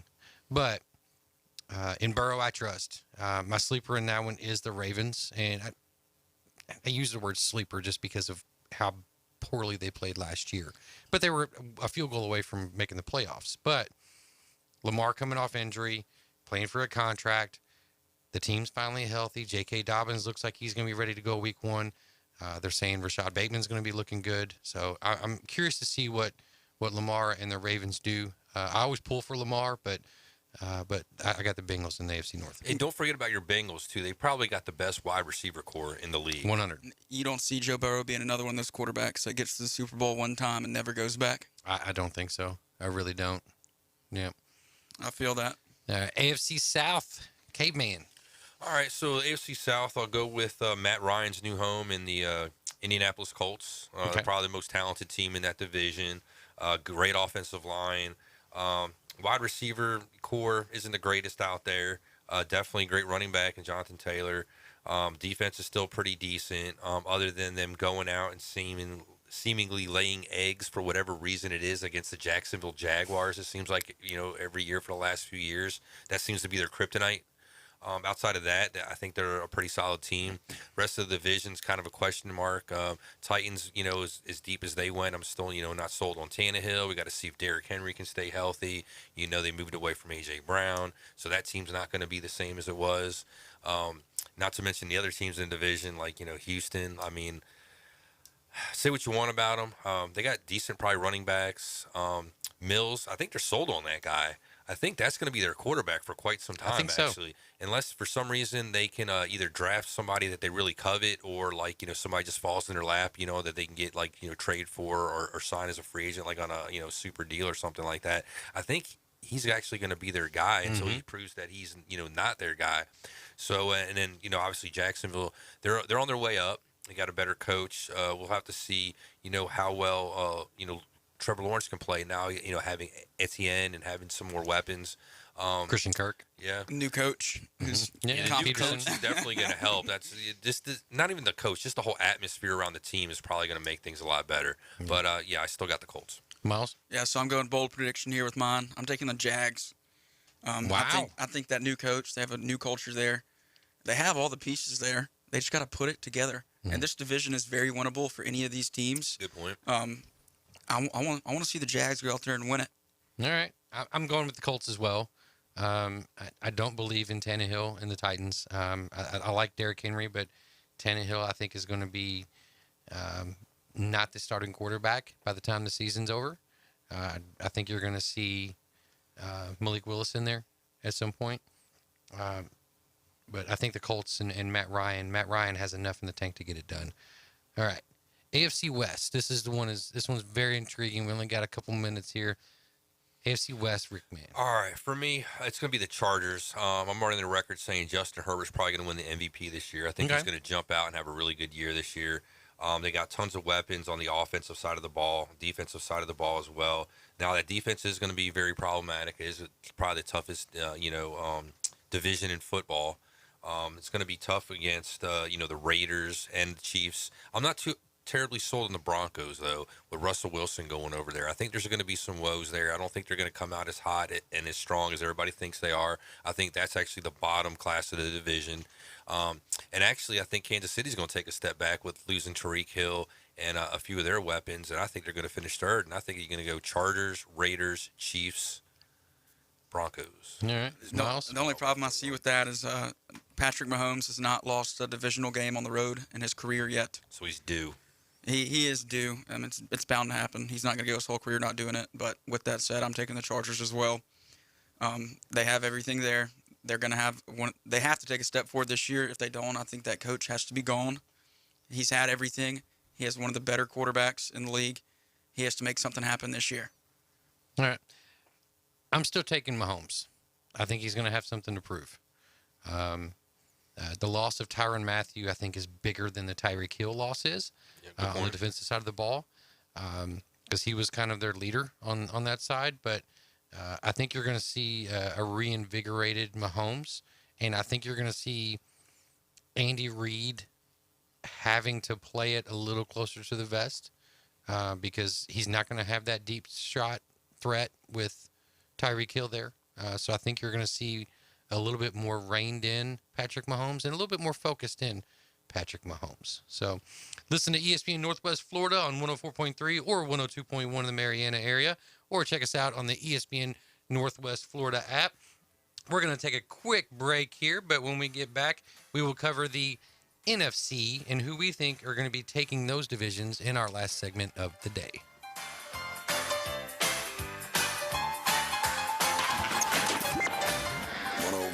ESPN Northwest Florida. This is Braves country. This one's going supersonic. Hi, this is Ron, the grand prize winner of the 5-year flyaway to see the Atlanta Braves. Thanks for this trip of a lifetime, and congratulations to ESPN Northwest Florida for 5 years of broadcasting history and bringing us the Atlanta Braves. With over 65 years of combined experience, Instant Replay Sports Cards is happy to help you take your collection to the next level. They carry all the new hobby boxes, signed memorabilia, and supplies, as well as new and vintage cards. They sell and trade cards and are always looking to buy. They're an authorized source for Topps, Panini, Upper Deck, and Leaf Cards. Instant Replay Sports Cards is open 7 days a week at 633 North Highway 231 and can also be reached at instantReplaySportsCards.com. Bay Breeze Bait and Tackle, this is Tim. Do y'all sell bait? Yes, we seasonally stock live shrimp, live bull minnows, live sand fleas, live fiddler crabs, earthworms, night crawlers, crickets. We also stock frozen shrimp, sand fleas, mullet, squid, pre-rigged ballyhoo, bonita, stingray, cigar minnows, Boston mackerel, Spanish mackerel, and a few other miscellaneous baits. It's worth the drive to buy premium locally sourced bait from Bay Breeze Bait and Tackle, located directly off Highway 98 on the west end of Panama City Beach. Did you know that fees associated with real estate closings are virtually the same from one title company to the next? So what sets South Oak Title apart? Effective communication, customer service, expertise, and technology. If you're buying or selling real estate, refinancing a residential or commercial property, tell your realtor you want to close with South Oak Title. South Oak Title, with locations across the Southeast, including Panama City Beach, Inlet Beach, Destin, and Fort Walton Beach. Visit them online at southoaktitle.com. Hi, I'm Kevin Shady with KHS and Associates. We represent private insurance providers using multiple nationwide PPO networks for pre-negotiated discounted rates and no copays, no co-insurance, and no deductibles. If you're interested in a quote, give us a call or text 502-386-1128 and provide us your zip code and the ages and gender of those to include. Call or text us at 502-386-1128. That's 502-386-1128. Live from the Rib Crib Studio. The mission. Your mission, should you decide to accept it. Save the panhandle from boring cookie cutter radio. Now back to the Afternoon Underdogs. The state will self-destruct in 5 seconds. 104.3 ESPN Northwest Florida. You are riding with the Afternoon Underdogs here on ESPN 104.3 Northwest Florida, as well as 102.1 in the Mariana area. Here for our final segment of the day. Make sure after we get off the air, you stay tuned. We'll take you live to Braves coverage for about 30 minutes or so, and then make sure you keep your radios dialed in for David Hayes and Kyle Wright on Mosley Dolphin football. The debut of Mosley football on 104.3 and 102.1 ESPN Northwest Florida. Right. So Mosley will be taking on the Rutherford Rams, and can't wait to tune in and listen to our guys call a beautiful, beautiful football game. Welcome back. Football. All right. So NFC East. Let's jump right into this. You mean the NFC Beast? My division. All right. Lead us off here, K-Man. All right. The best division in football. Most Super Bowls won. Every team's won the Super Bowl. Just letting everybody know that. All right. So NFC East. Right now, how can I not take my Philadelphia Eagles? I mean, look at you with optimism. I mean, we had a great offseason, for the first time in a little while. Right. Usually our drafts are kind of crappy, to be honest with you. Our general manager, real quick, is just, great on the books when it comes to money and how about Sirianni? Managing the dollars and cents. But when it comes to drafting talent, not very good. I've always said the Eagles would do awesome if they could get like an Ozzie Newsome type guy that can evaluate talent, but keep Howie Roseman just doing the money and having like co-general managers. Best of both worlds. We would be phenomenal. And I just, there's probably too much ego there to probably let something like that happen. So Jalen Hurts gets it done. I think he'll get it done. This is kind of a year like Tua. It's make it or break it. You have a lot of weapons. You're on your third year, but really your second full year is being a starter. You got a great offensive line. You got a running game, as long as we continue what we're doing. Sirianni, I don't want to say I'm 100% sold on the guy. It was 1 year last year, but he took what he had and he made it work, and they were pretty successful with it. The division's definitely winnable. All four teams have got their woes. I'm not the biggest, Dak Prescott fan. I'm not a fan of Mike McCarthy either. I think that team's got a lot of problems. So, Philadelphia Eagles. Miles? Yeah, I'm going with the Eagles too. And like you said, Jalen Hurts has to get it done. But if he can't, the Eagles have the best backup quarterback in the league in Gardner Minshew, and he can definitely get it done. But yeah, the Eagles, that division's super winnable. I don't see the Cowboys doing much like they haven't in the past 5 years. They don't do much. So I see the Eagles running away with this, and I see them beating Dallas twice. I think it's, just to do a clean sweep, I think it's the Eagles and Jalen Hurts here. Dak losing a lot offensively. The Cowboys' defense is flashy, but it's not solid. And Washington has Carson Wentz now. And, the Giants are the Giants. It's going to take Dayball a couple of years to get that thing turned around. NFC North. So I'm taking the Vikings. Looking at that division, you got the Bears, dumpster fire, Lions, a little bit less of a dumpster fire, still dumpster fire. Packers. How about just a dumpster? Yeah, dumpster. It's just not on on fire yet. Yeah. And then you got Packers. They're on the downslope. So I'm looking at the Vikings this year. They have a really good team put together. I think Kirk Cousins stays the same Kirk Cousins. His stats are always good, and they win a bunch of football games this year, and they make a run in the playoffs. All right. For me, how can you not say Green Bay? I know Devontae Adams isn't there, but that's really just the biggest, missing piece. Aaron Rodgers is still going to be Aaron Rodgers. They're just going to run the ball a lot more, I think, this year than they have in the past. That's still a winnable division. I'm not sold on Kirk Cousins. He can't win the big game when he needs to. It's been his Achilles heel his whole career. Detroit's on the way up. I think they might end up surprising people, finishing second in that division. And I just feel bad for the Bears again. Justin Fields, no offensive line, very few weapons.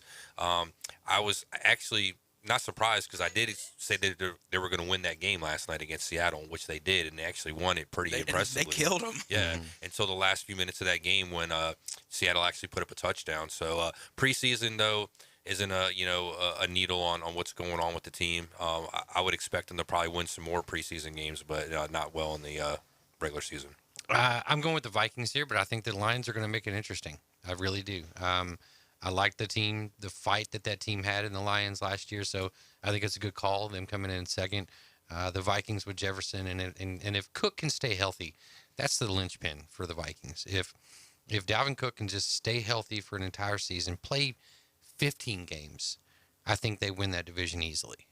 So for me, it's definitely the Minnesota Vikings, especially with the new coach coming over from the Rams. So NFC South. So I'm taking my boy Jameis and the Saints. I know figured that. y'all are all going to say you're stupid. The Bucs are going to run away with this division. Tom Brady doesn't have his weapons. That man's old. He can't run. I think he takes a few bad hits this year. He's hurt. Who has bigger season, Michael Thomas or Chris Olave? Chris Olave, I think. Okay. Yeah, I think Olave too, because Thomas has missed almost 2 years now. So I mean, it's going to be a lot rust to shake off. For me, the Bucs have got the most talented roster overall, so I'm going to pick them. The Saints probably will finish second. I kind of agree with Miles there. And it's also a big put-up year for Jameis Winston because, I mean, if you can't do it this year, he might be out of league. You're going to be out of league here pretty soon. You're going to be playing in the XFL or something. That's balling in the USFL, yeah, right? I'll follow him wherever he goes. To that point. The rest of the teams are, just don't follow him to the grocery store. We know Atlanta is probably going to be at the bottom of the league, probably going for the first overall pick after this season, and still not sold in Carolina. I think they decided it's going to be Baker Mayfield starting instead of Sam Darnold. That's another big problem. You're going on your third different starting quarterback in 3 years. So, Bucs. Yeah, I'm going with the Tampa Bay Buccaneers. I mean, unless Tom Brady has left the team and has decided to just stay gone and retires, I got to go with the Tampa Bay Buccaneers. Whether Godwin's back healthy or not, the defense still has enough there with Levante David and that cast. And then Mike Evans, I think, is primed for a big year. Everybody's kind of down on Leonard Fournette because of his weight, but that dude, as long as he's healthy come the stretch run of the season in the playoffs, I think they're going to be just fine. But I think the Saints do end up finishing second in that division, not just because I feel like they're a better team, but just how bad I think Carolina and Atlanta are going to be. NFC West, I'll lead this one off here. Everybody is looking at the Rams in this division, obviously, just because they're defending Super Bowl champs. I really, really think the Niners are onto something. Trey Lance as the QB, I think them putting all of their cards in his deck. I feel like that kid is going to be explosive, and if that comes to fruition, I think you're going to see the Niners win that division. Jimmy G's not around the team, is he right now? He's not practicing or anything. That I don't know. Yeah, I don't know about that 100%, and they might be doing that just to make sure he doesn't get hurt, so they still have that trade commodity there. I kind of want to pick the Niners, but I just can't do it. The Rams just got too much of a package. He's starting, ownership, GM, coach, down to all the players on that team, defending Super Bowl champs, so they're going to have to show me that they can't do it. But the Niners, I'm pretty sure will come in second at division. I think Kyler Murray's going to have some woes again, and then we know what Seattle's going to not be, so... Yeah, looking at this division, Kyler Murray plays too mumuch Call of Duty. The Seahawks don't have a quarterback. 49ers don't know what their quarterback's going to do this year. I'm taking Rams all the way. Yeah, it's going to be interesting to see if Kyler Murray can actually finish his season strong. He's even at Oklahoma, he's kind of faded toward the end of the season, and he definitely did last year because Arizona was the talk of the town. He was an MVP candidate the first 8 weeks of the season, but that's been his woes. Like after mid-October-ish, late October, when the Call of Duty comes out. Yeah. Well, we appreciate you guys listening here in the Afternoon Underdogs. For Caveman Rick, Miles Lashley, I'm AG Adam Goff. Stay tuned for Braves Radio coming up for the next 30 minutes, and after that, we're going to get you live to Tommy Oliver Stadium. David Hayes, Kyle Wright, Mosley Dolphin High School football versus the Rutherford Rams. About your past. ESPN Northwest Florida. Colin Cowherd. The NFL, first of all, is getting smarter. There's just